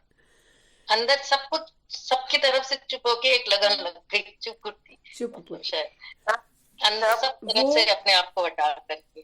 मुख से तो चुप थे सुंदर साथ जी, मुख से तो चुप थे, मतलब उनके लगन लग गई थी। जब हमें किसी चीज की लगन लग जाती है, माया में, देखिए हम तो माया में ही देखेंगे, अभी तक माया में ही विचरण कर रहे हैं। अगर हमें किसी चीज को पाने की लगन लग जाती है, माया में भी हमने किसी चीज को पाना है और हमने मन दृढ़ कर लिया, उसके बारे में कोई कुछ भी कहता है तो हम चुप रहते हैं ना, कि जब मैं पा लूंगी तब बात करूंगी, जब मैं ये नौकरी पा लूंगी तब बात करूंगी। तब तक वो चुप रहती है, चुप रहते हैं हम सुंदर सा जी। माया की, मान लो कोई अब खाने की चीज हम बना रहे हैं, जब तक हम बनाते रहेंगे कोई तो ये कहेगा हाँ इनको बड़ी आती है बनानी, इन्होंने तो बना ली, इन्हें ढंग से सिंपल सब्जी नहीं बनानी आती है, इतनी बड़ी डिश कहाँ से बना लेंगे। तो हम क्या करते हैं, चुपचाप सुनते हैं कि मुझे बना लेने दे फिर बात करेंगे। करते हैं ना ऐसा? हाँ या ना का जवाब दीजिए। अरुण भैया करते हैं ऐसा या नहीं करते हैं? लेकिन जब हम चीज को पा लेते हैं फिर बोलते हैं, पहले नहीं बोलते हैं। महाराज जी कहते हैं कि चुप पुट्टी, चुप लगा ली मैंने अपने मुंह पे, और मेरे हृदय में भी चुप्पी थी, मेरे हृदय में भी शांति थी। एक मन का शांत होना भी कुछ होता है ना, कई बार कितना भी हाहाकार हो तो मन शांत होता है, ये एक अवस्था होती है सुंदर सा जी। कितनी भी हाहाकार हो रही हो, कुछ भी लुट रहा हो पुट रहा हो, लेकिन अंदर एक शांत, एक अंदर एक संतुष्टि, एक शांति होती है ना। तो महाराज जी कहते हैं कि चुप पुट्टी और लगन, मैंने अपने मुख पे चुप पुट्टी लगा ली, और मेरे को क्या लगन लगी हुई थी कि मुझे द्वारकापुरी जाना है गोमती से होते हुए। ये बात महाराज जी कह रहे हैं। बस इतना ही करें या आगे पढ़ना है सुंदर सा जी? प्रणाम जी। पेज नंबर 108, सॉरी 102, सीधा 101 से 108 पे पहुंच गई। सुनिए अब महाराज जी क्या कह रहे हैं। बाई जानकी के जहाज पर बैठ द्वारका जा पहुंचे। अब यहाँ बाई जानकी कौन है सुंदर सा जी? एक एक लाइन में बड़ा गहरा भाव है। बाई जानकी कौन? हम श्यामा महारानी के जहाज पे बैठ के ही कहाँ पहुंचेंगे? राज्य महाराज तक। समझ आई बात? बात समझ आई? हाँ, जहरी बात तो ये कि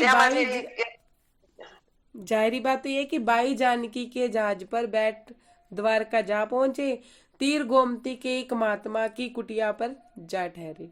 महाराज जी क्या कह रहे हैं कि मैं जानकी के जहाज पर। अब जानकी का जहाज कहाँ से आया सुंदर सा जी? कोई बताएगा? महाराज जी समुद्र में थे या हवा में तैर थे? उस समय एरोप्लेन पे जा रहे थे? महाराज जी तो पद यात्रा करते थे। महाराज जी क्या कहते हैं? बाई जानकी के जहाज पर बैठ द्वारका जा पहुंचे, जा ठहरे। महाराज जी गीता का ध्यान किया करते थे, रामायण उन्होंने पढ़ी हुई थी। तो महाराज जी कहते हमें क्या समझाना चाहते हैं कि श्यामा रानी के जहाज पे बैठ के ही हम राज्य के द्वारे तक पहुंच सकते हैं। बैठ द्वारका जा उतरे, मतलब राज्य के द्वार पर हम कैसे जा सकते हैं? श्यामा महारानी के चरणों में समर्पित होकर, सतगुरु चरण का आसरा जगत जान का फूर, मन मोरख बर्मा फिरे चाटत जग की धूल। मतलब सतगुरु चरण जब तक नहीं मिलेंगे तब तक हम द्वारका राज्य महाराज तक नहीं पहुंच सकते, राज्य के द्वारे तक नहीं पहुंच सकते। सतगुरु करे जो कर, कहते ना, करता करे ना कर सके, गुरु करे सो होई। तो सतगुरु के चरणों से ही हम राज्य के द्वारे पे पहुंचेंगे। तीर गोमती एक महात्मा की कुटी पर जा पहुंचे। तीर गोमती सुंदर सा जी, तीर महाराज जी तीर गोमती कह रहे हैं। शबे महराज में सुना है किसी ने कि मोहम्मद साहब जी में और राजी महाराज में सिर्फ 2 कमान की दूरी थी? सुना है ना कि 2 कमान की दूरी पे बैठ के उन्होंने बात की थी। राज्य से सारी उन्होंने बातचीत की थी, शरीयत की, तरीकत की, हकीकत की सारी बातें हुई थी उनकी। 90,000 हरफ की जो बातें हुई थी 2 कमान की दूरी पे। तो यहाँ महाराज जी क्या कह रहे हैं? तीर गोमती महात्मा, मतलब एक इसमें बातूनी भेद क्या है कि तीर राज्य की तरफ जो तीर है उन्हीं की सीध पे, उस द्वारे पे जाके महाराज जी कहते हैं कि मैं जा पहुंचा। सुंदर सा जी इसी में ही अब महाराज जी को सतगुरु मिलेंगे, राज्य मिलेंगे। कैसे मिलेंगे अब देखते हैं। क्या कहते हैं? तीर गोमती एक महात्मा की कुटिया पर जा ठहरे, कुछ दिन पश्चात यहाँ से बैठ द्वारका पहुंचे हम। महाराज जी कहते हैं कि जब मैं उस कुटिया में बैठा और मैं अपनी ध्यान अवस्था में रहा तो कुछ दिन बाद हम कहाँ पहुंचे? अपनी यात्रा भी करते रहे। कहाँ पहुंचे? द्वारिका पहुंचे। वहां एक नरसिंह मंदिर था, उसमें जाकर ठहरे हम। गए द्वारका शाम धाम सुबह, जब दर्शन करने हम मिलकर। सुंदर सा जी ये पूरा ही प्रकरण बहुत गहरा है। महाराज जी कहते हैं नरसिंह का मंदिर था, वहाँ एक मंदिर था, उसमें जाके हम ठहरे। क्या देखा उन्होंने? नरसिंह के मंदिर में क्या दिखेगा उनको? नरसिंह वो कौन थे? आधे जानवर थे, आधे पुरुष थे, वही थे नरसिंह। तो महाराज जी कहते हैं कि मुझे क्या दिखा कि इंसानों में आधे राक्षस दिखे और आधों में भगवान भी दिखे। मतलब इस तरह की उन्होंने अपनी अवस्था का वर्णन किया। आगे वर्णन कर रहे हैं, क्या कह रहे हैं, गए द्वारका धाम सुबह जब दर्शन करके हम मिलकर। महाराज जी कहते हैं कि जब मैं द्वारका पहुंचा दर्शन करने के लिए तो क्या हुआ उनके साथ। नरसिंह मंदिर में उन्होंने क्या देखा कि भगवान किस रूप में थे, नरसिंह रूप में थे। नरसिंह रूप का वर्णन कहीं भी नहीं हुआ था।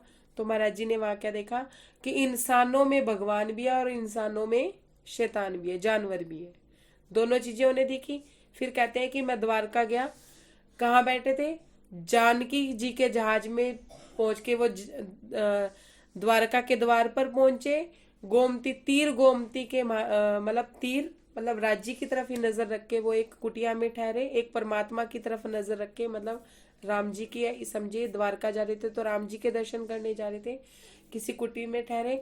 और उसके पश्चात नरसिंह मंदिर में उन्होंने देखा कि इंसानों में परमात्मा भी है और जानवर भी है। अब आगे देखिए महाराज जी क्या कह रहे हैं कि जब मैं द्वारका में पहुंच गया, मैं द्वारका के अंदर मंदिर में, राम मंदिर में जब पहुंचा, मैं दर्शन करने के लिए उनसे मिलना चाहता था, दर्शन करना चाहता था।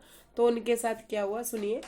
17 आने पर राजा का देना पड़ता था जाकर।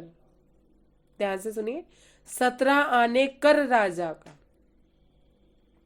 देना पड़ता था जाकर। खड़े हुए दर्शक को 2 लाइनों में हमने पाया। अब महाराज जी क्या कह रहे हैं कि द्वारका में भी राम के दर्शन करने के लिए राजा को कितने आने का कर देना पड़ता था, 17 आने कि जो कर वहां से दर्शन करने के लिए क्या लिया जाता था, 17 आने लिए जाते थे। और वो किसको जाता था, राजा को जाता था कर। उसके बाद दर्शन किए जाते थे। अब वो क्या कहते हैं कि 2 लाइनों में मैंने दर्शकों को देखा। किसको देखा, अब मैं इसी का बातों नहीं भेद कल कर दूंगी, बाकी मैं कर देती हूँ। खड़े हुए दर्शकों को 2 लाइनों में हमने पाया। हमने कारण पूछा तो वह इस प्रकार बतलाया। महाराज जी कहते हैं कि जब मैंने 2 लाइनों में दर्शकों को देखा कि दर्शन करने वाले 2 लाइनों में खड़े हैं, तो मैंने पूछा कि ये क्या कारण है। तो उन्होंने मुझे क्या बताया, कारण क्या बताया, यही प्रथा है कर देने की, पहली वह दाखिल कर दो, अब उसके बाद छाप चंदन की लगवा करके दर्शन लो। सुंदर साथ जी अपने कैमरे ऑफ नहीं करेंगे, कोई सब ऑफ, गायब हो गए सारे के सारे। तो वो क्या कहते हैं, हम तो खुले हैं दी हमारा ऑफ नहीं है दी।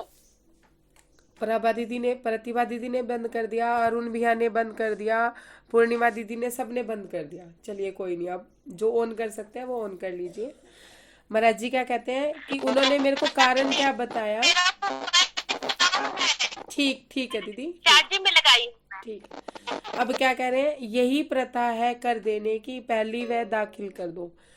महाराज जी कहते हैं कि मेरे को 2 लाइनों का मतलब ये बताया गया कि पहले प्रथा क्या है कि पहले 17 आने का कर दे दो, जमा करवा दो, और उसके बाद एक लाइन में लग जाओ। उसके बाद क्या है, पक्की छाप लगवा लो, उसके बाद छाप चंदन की लगवा के दर्शन कर लो। एक लाइन तो वो थी जिसमें 17 आने जमा हो रहे थे, ठीक है। दूसरी लाइन वो थी जिसमें चंदन की छाप लगा दी जाती थी और वह दर्शनों के लिए आगे बढ़ जाता था।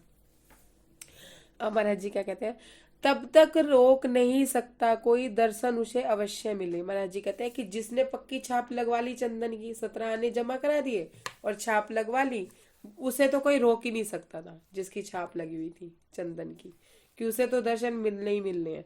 बाकियों को दर्शन नहीं मिलते थे जब तक वो 17 आने नहीं देते थे। अब क्या कहते हैं, अपने साथी पर पैसे थे, उसने हमें सचेत किया। महाराज जी कहते हैं मैं तो फक्कड़ फकीर था, मेरे पास तो कुछ था ही नहीं, मैं तो पैसा दिला अपने पास रखता ही नहीं था। तो महाराज जी कहते हैं कि मेरे साथी के पास पैसे थे, उसने मुझे क्या क्या सचेत किया, क्या कहा, आप ना घबराओ, पैसे हैं, मैं ही दाखिल कर दूंगा। महाराज जी को कहता है वो कि तुम्हारे 17 आने मैं जमा करा दूंगा, तुम चिंता ना करो, तुम्हें भी चंदन की छाप लग जाएगी और तुम भी दर्शन कर लोगे। अब सुनिए क्या कहते हैं महाराज जी, नहीं हम बेपैसे वाले, 1 मिनट, आप ना घबराओ, पैसे हैं, मैं ही दाखिल कर दूंगा। नहीं महात्मा जी, हम तुमसे पैसे कभी नहीं लेंगे। महाराज जी क्या कहते हैं, देने पे भी महाराज जी पैसे नहीं ले रहे हैं। महाराज जी क्या कहते हैं, नहीं हम आपसे पैसे नहीं लेंगे। मैं आपसे पैसे क्यों लूं, मुझे क्या जरूरत है आपसे पैसे लेने की। अब क्या कहते हैं जब हम बेपैसे वाले हैं दर्शन यूं ही कर लेंगे। महाराज जी कहते हैं जब हम बिना पैसे वाले हैं तो हम भी दर्शन करके ही जाएंगे। महाराज जी का असत बल था और वो अपने आप में कम नहीं थे। अब सुनिए, खड़ी हुई थी लाइन लगी एक जो बेपैसे वालों की थी। महाराज जी कहते हैं एक लाइन लगी हुई थी जो बेपैसे वालों की थी, जिनके पास पैसे नहीं थे। प्रणाम जी। एक महाराज जी कहते हैं बेपैसे वालों की लाइन लगी हुई थी, खैर मनाते थे बेचारे दर्श दिलवाने वालों की।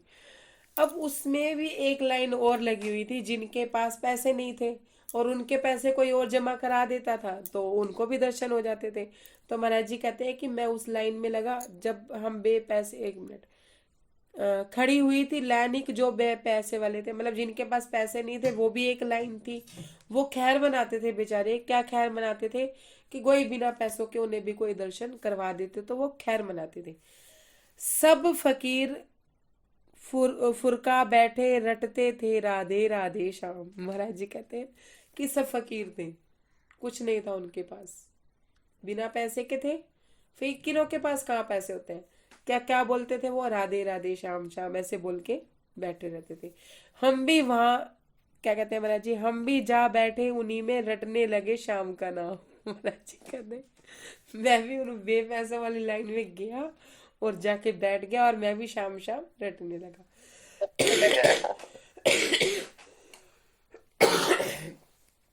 अब सुनिए, जहाँ चाह होती है वहां राह होती है। एक बड़ौदा के अफसर दर्शन करने को जब आया, बड़ौदा के थे महाराज जी भी, और वो अफसर भी बड़ौदा का था। अब पराए शहर में कोई अपना मिल जाए तो फिर बात ही क्या थी। महाराज जी कहते हैं बड़ौदा का एक अफसर दर्शन करने के लिए आया तो एक कोलाहल सा उसके साथ साथ मचाता आया। महाराज जी कहते हैं कि उसके साथ साथ वो बड़ौदा का जो अफसर था वो उसके कोलाहल मचाता हुआ आया।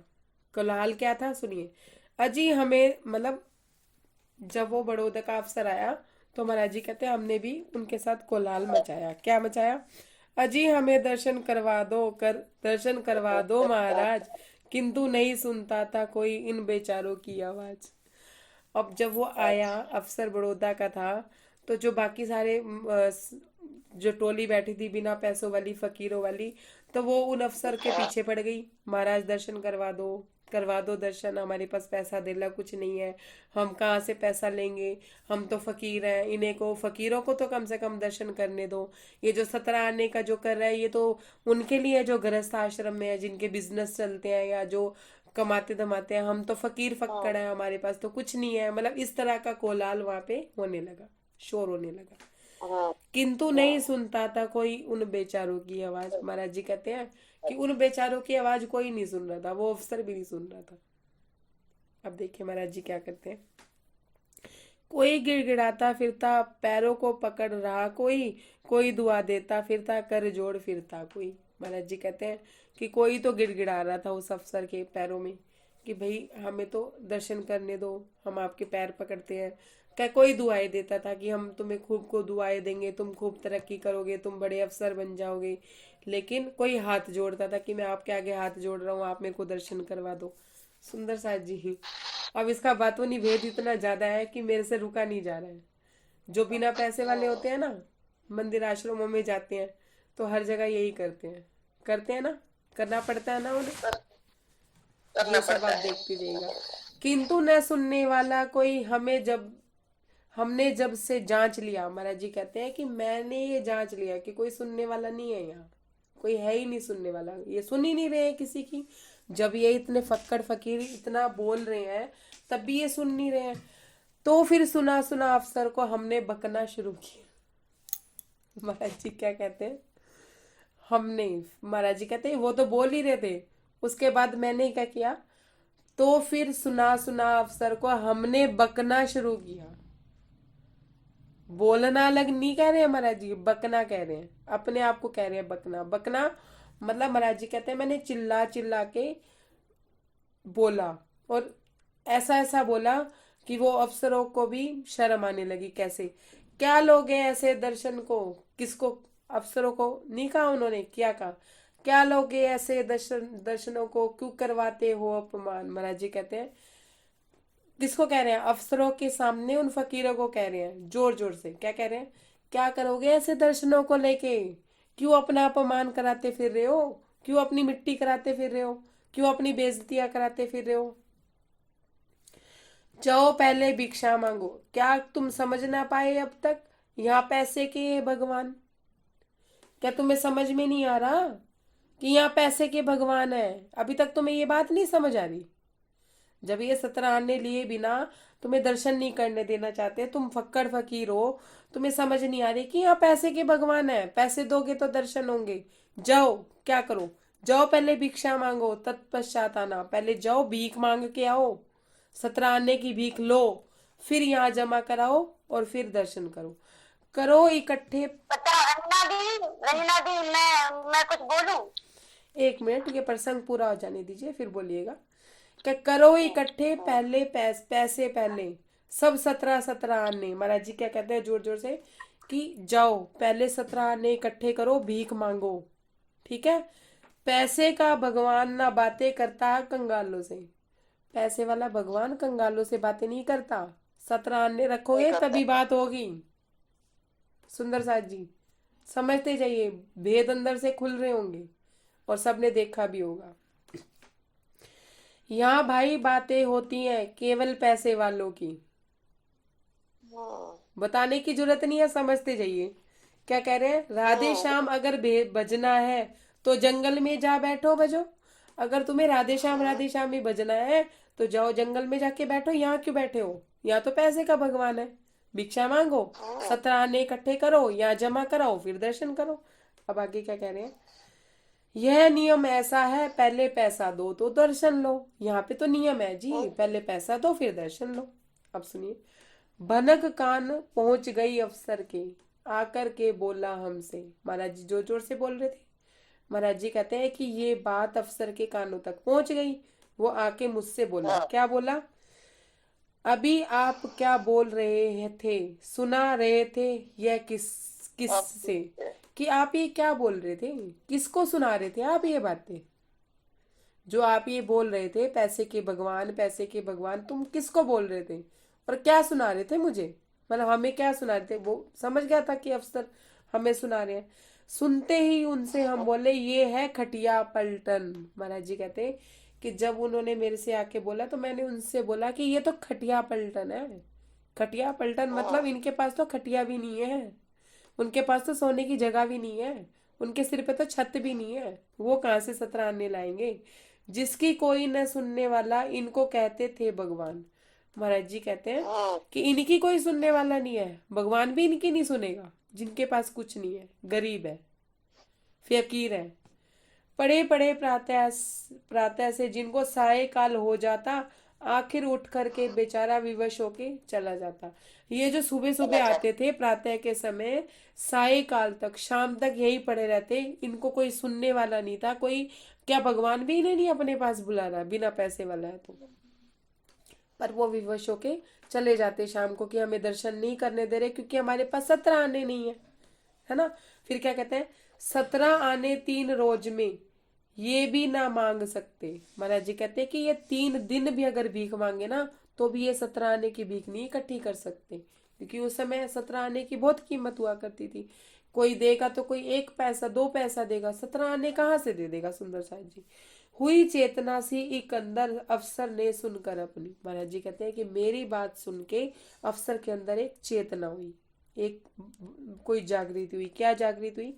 कर्मचारियों और प्रबंधकों से जाकर के कहा। तभी महाराज जी कहते हैं कि अफसर ने जाके कर्मचारियों को और प्रबंधकों को क्या बोला? जब इन कंगालों के पल्ले फूटी कोड़ी एक नहीं। क्या इनके पास एक फूटी कोड़ी नहीं है? ये कंगाल है, तुम्हें कहाँ से लाकर कर देंगे? 2 आज्ञा इनको भी। महाराज जी कहते हैं जब ये कंगाल है, वो अफसर कहता है प्रबंधकों को कि ये कंगाल है, इनके पास फूटी कोड़ी भी नहीं है, तो ये कहाँ से तुम्हें लाके देंगे? इन्हें भी दर्शन देने की आज्ञा दो भाई।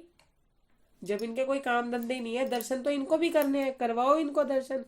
अब महाराज जी क्या कहते हैं?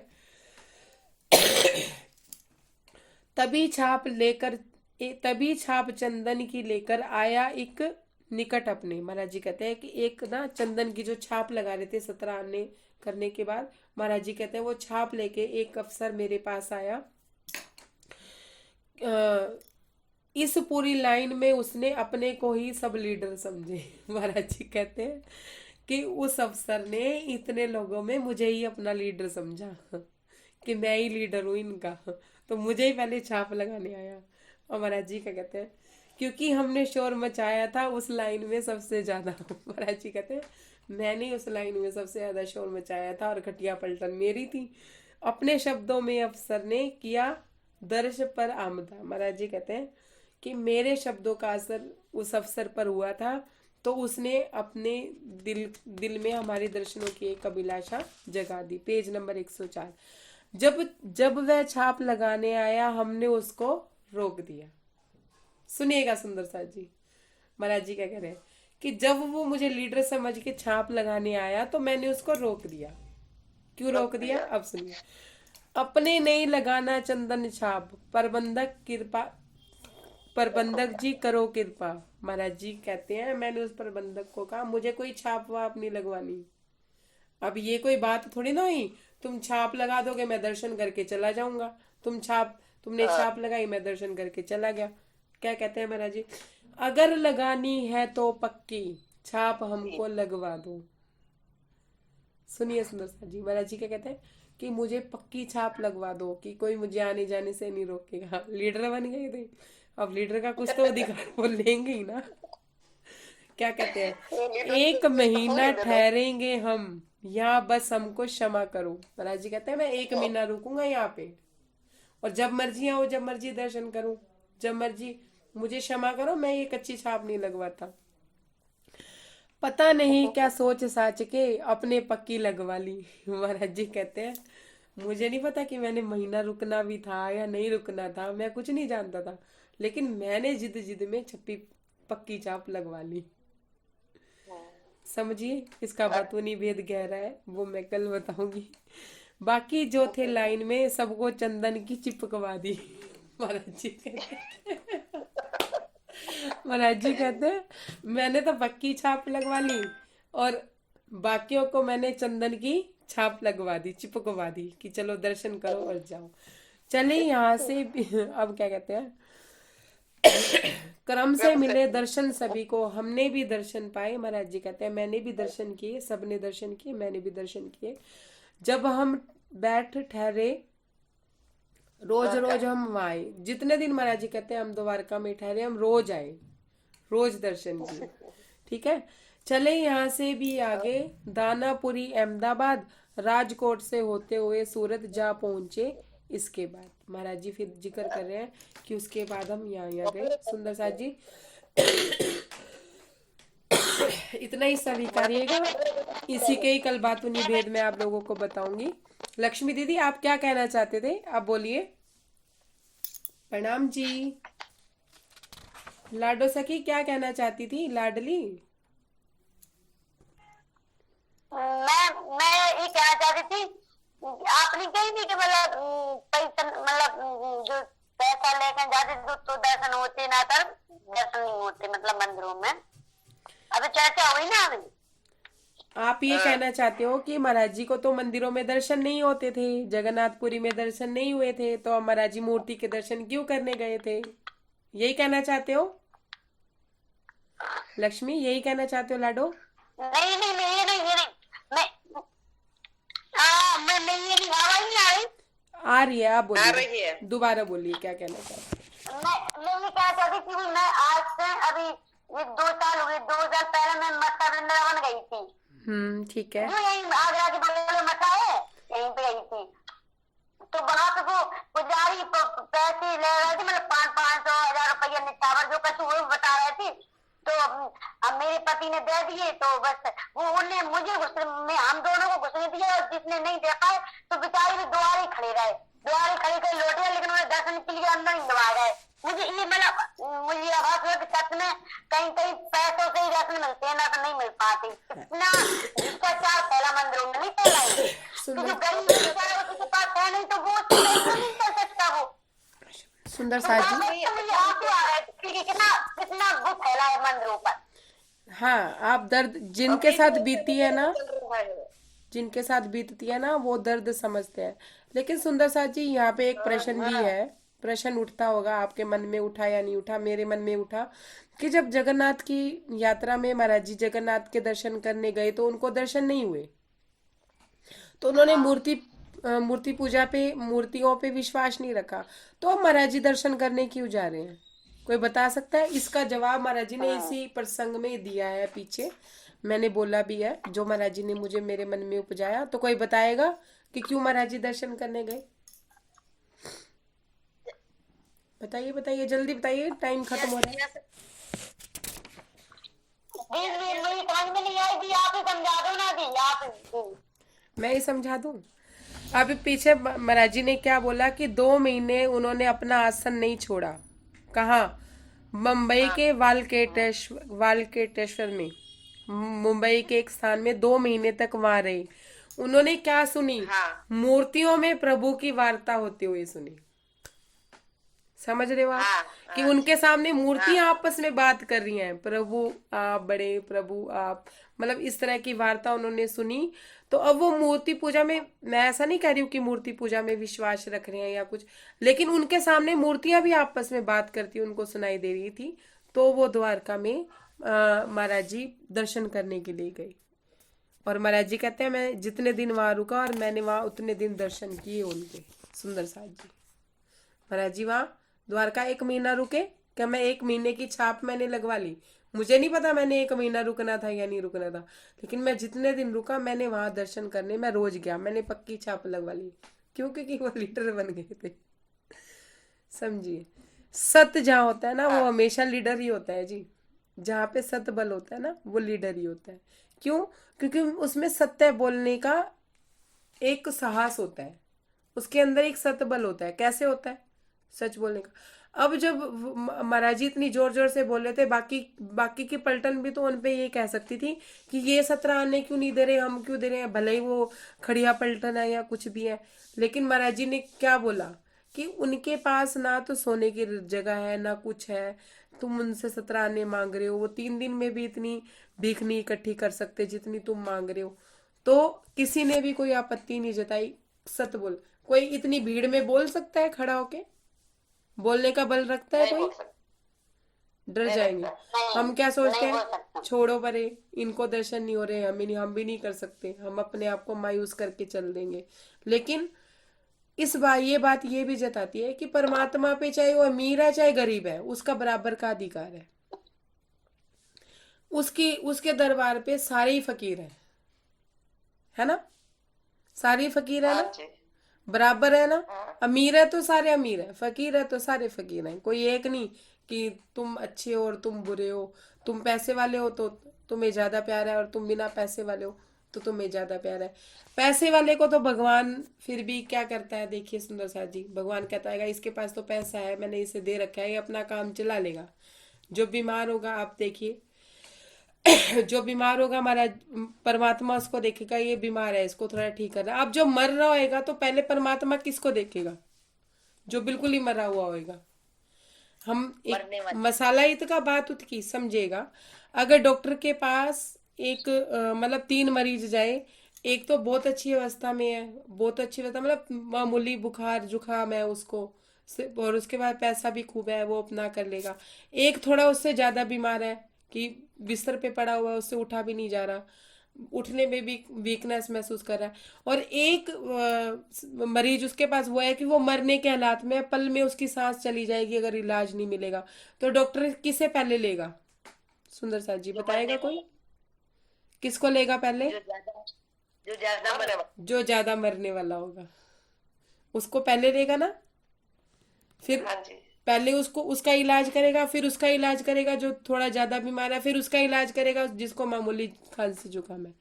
तो सुंदर साथ जी जो मरे पड़े हैं राज्य के प्यार में, जो जान ही देने को तैयार है, पहले राज्य उसको देखेंगे, या जो सिर्फ वीकनेस महसूस कर रहे हैं, माया में भी लगे हैं और थोड़ा थोड़ा दर्द महसूस कर रहे हैं, और एक कह रहे हैं चल हमारे पास राज्य की मेहर है, खूब बातूनी जाहिरी मेहर खूब हो रही है, बातूनी नहीं भी हो रही है, पर राज्य तो फिर भी परम धाम में तो हमने उठना ही उठना है। उसको पहले लेंगे। किसको पहले लेंगे सुंदर साथ जी? जो राज्य के प्रेम में मर रहा है, मरने को तैयार है। समझ आ रही है? और हम कैसे हैं, फर्स्ट वाले हैं।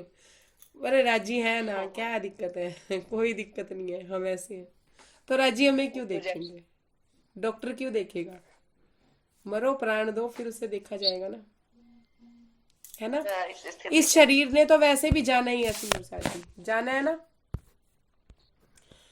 आज नहीं जाएगा तो 2 साल 20 साल बाद चला जाएगा, 30 साल बाद चला जाएगा। इस तन ने तो छूटना ही छूटना है। अगर राज्य प्रेम में टाइम से पहले छूट गया तो कौन सी मुसीबत आ रही है ना। तो ये भाव है, इसमें ये भाव जताए गए हैं। बाकी जो बातों निवेद महाराज जी ने बताए हैं वो आपको धीरे धीरे करके बता दी जाएंगे। हाँ जी, हाँ जी, दी अरे तो वो कहते कि वो तो पागल दिमाग है उसका, वो ऐसे ही जो संसार का काम भी करता रहता मैंने ऐसा भी सुना कि उसके पास परमात्मा के काम करके भी चले जाते, उसे पता भी नहीं पड़ता, तब भी वो तड़प नहीं है। मतलब वो एक मस्त है, बस उसी में मस्त है मना में, वो वही आ रहे काम कर रहे, उन्हें मालूम भी नहीं है कि वो मेरे आए थे मालिक काम कर रहे। ऐसा भी होता भी नहीं। लक्ष्मी दीदी, ऐसा उन्हीं के साथ होता है जो मरे हुए पड़े होते हैं।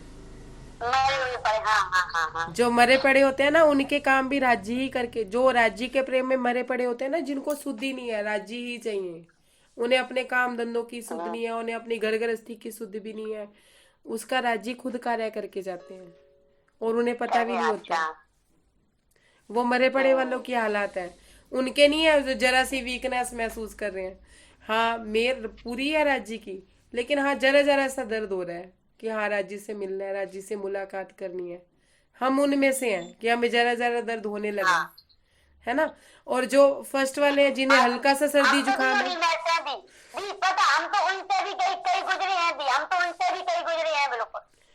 हम लोगों को जैसे जरा सा सर्दी जुकाम हुआ, 4 दिन हुआ फिर उतर गया, ऐसे ही हमें राज्य का प्रेम 4 दिन हुआ, मंदिर आश्रम गए 4 दिन हुआ, उतर गया। फिर हमने कोई भजन सुना तो फिर मन में दर्द हुआ, फिर उतर गया। मतलब वैसे कहते हैं कि माया का जो बुखार होता है, माया में जो प्रेम का बुखार होता है, दुख सुख का बुखार होता है, वो 4 दिन में उतर ही जाता है। दुख हो चाहे सुख, 4 दिन आया चला गया। लेकिन हमें क्या होता है, हमें राज्य का दुख 4 दिन लगता है, फिर हम सही हो जाते हैं। हल्का सा सर्दी जुकाम है, 4 दिन बाद ठीक हो ही जाएगा।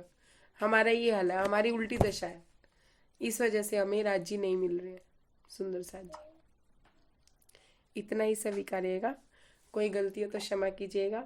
प्रणाम जी, प्रणाम सुंदर साथ जी, प्रणाम जी, प्रणाम गंगा दीदी, प्रणाम जी, प्रणाम जी, प्रणाम कुसुम दीदी, प्रणाम जी, प्रणाम रानी दीदी, प्रणाम जिया दीदी, प्रणाम जी, प्रणाम जी, मेघपाल राजपूत जी, प्रणाम जी, मीना दीदी प्रणाम जी, प्रणाम सुंदर साथ जी, विजय बहन प्रणाम जी, प्रतिभा दीदी प्रणाम जी, प्रणाम जी, प्रणाम सुंदर साथ जी, प्रणाम जी, सबको मेरी तरफ से कोटान कोट प्रणाम जी, प्रणाम सुंदर, प्रणाम जी।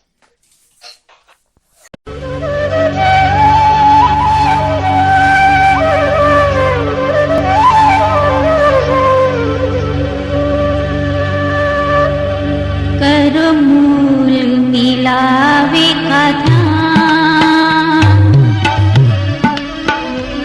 करो मूल मिलावे का ध्यान, जहाँ पर आत्म बैठी है, जहाँ बैठी है श्री क्षमा श्याम, जहाँ बैठी है श्री क्षमा श्याम, जहाँ पर आत्म करो मूल मिलावे का ध्यान।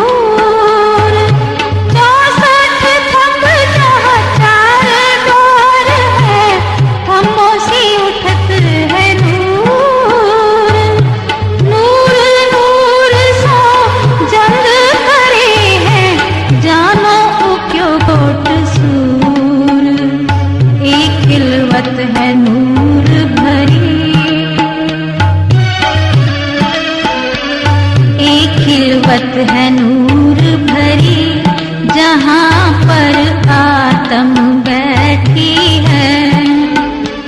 बैठी है श्री क्षमा श्याम, जहाँ बैठी है श्री क्षमा श्याम, जहाँ पर आत्म बैठी है। करो मूल मिलावे का धाम,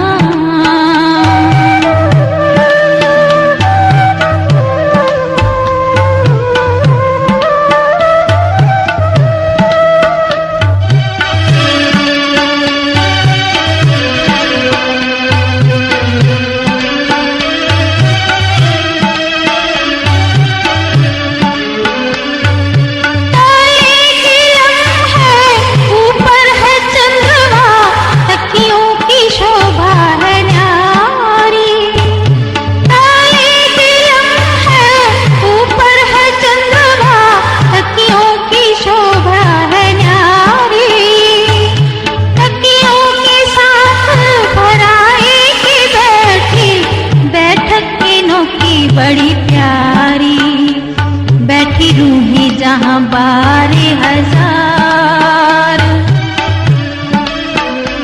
बैठी रूहें जहाँ 12,000, जहाँ पर आत्म बैठी है।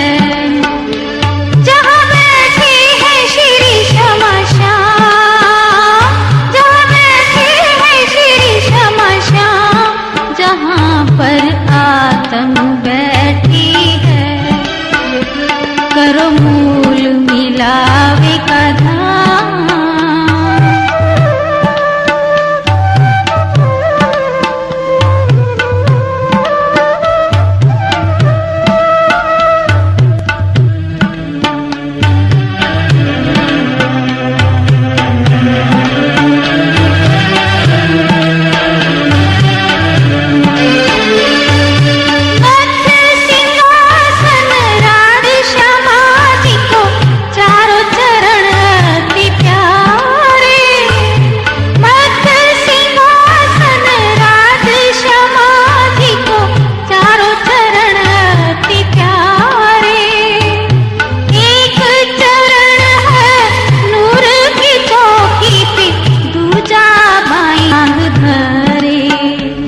अब चरणों में करूं प्रणाम, अब चरणों में करूं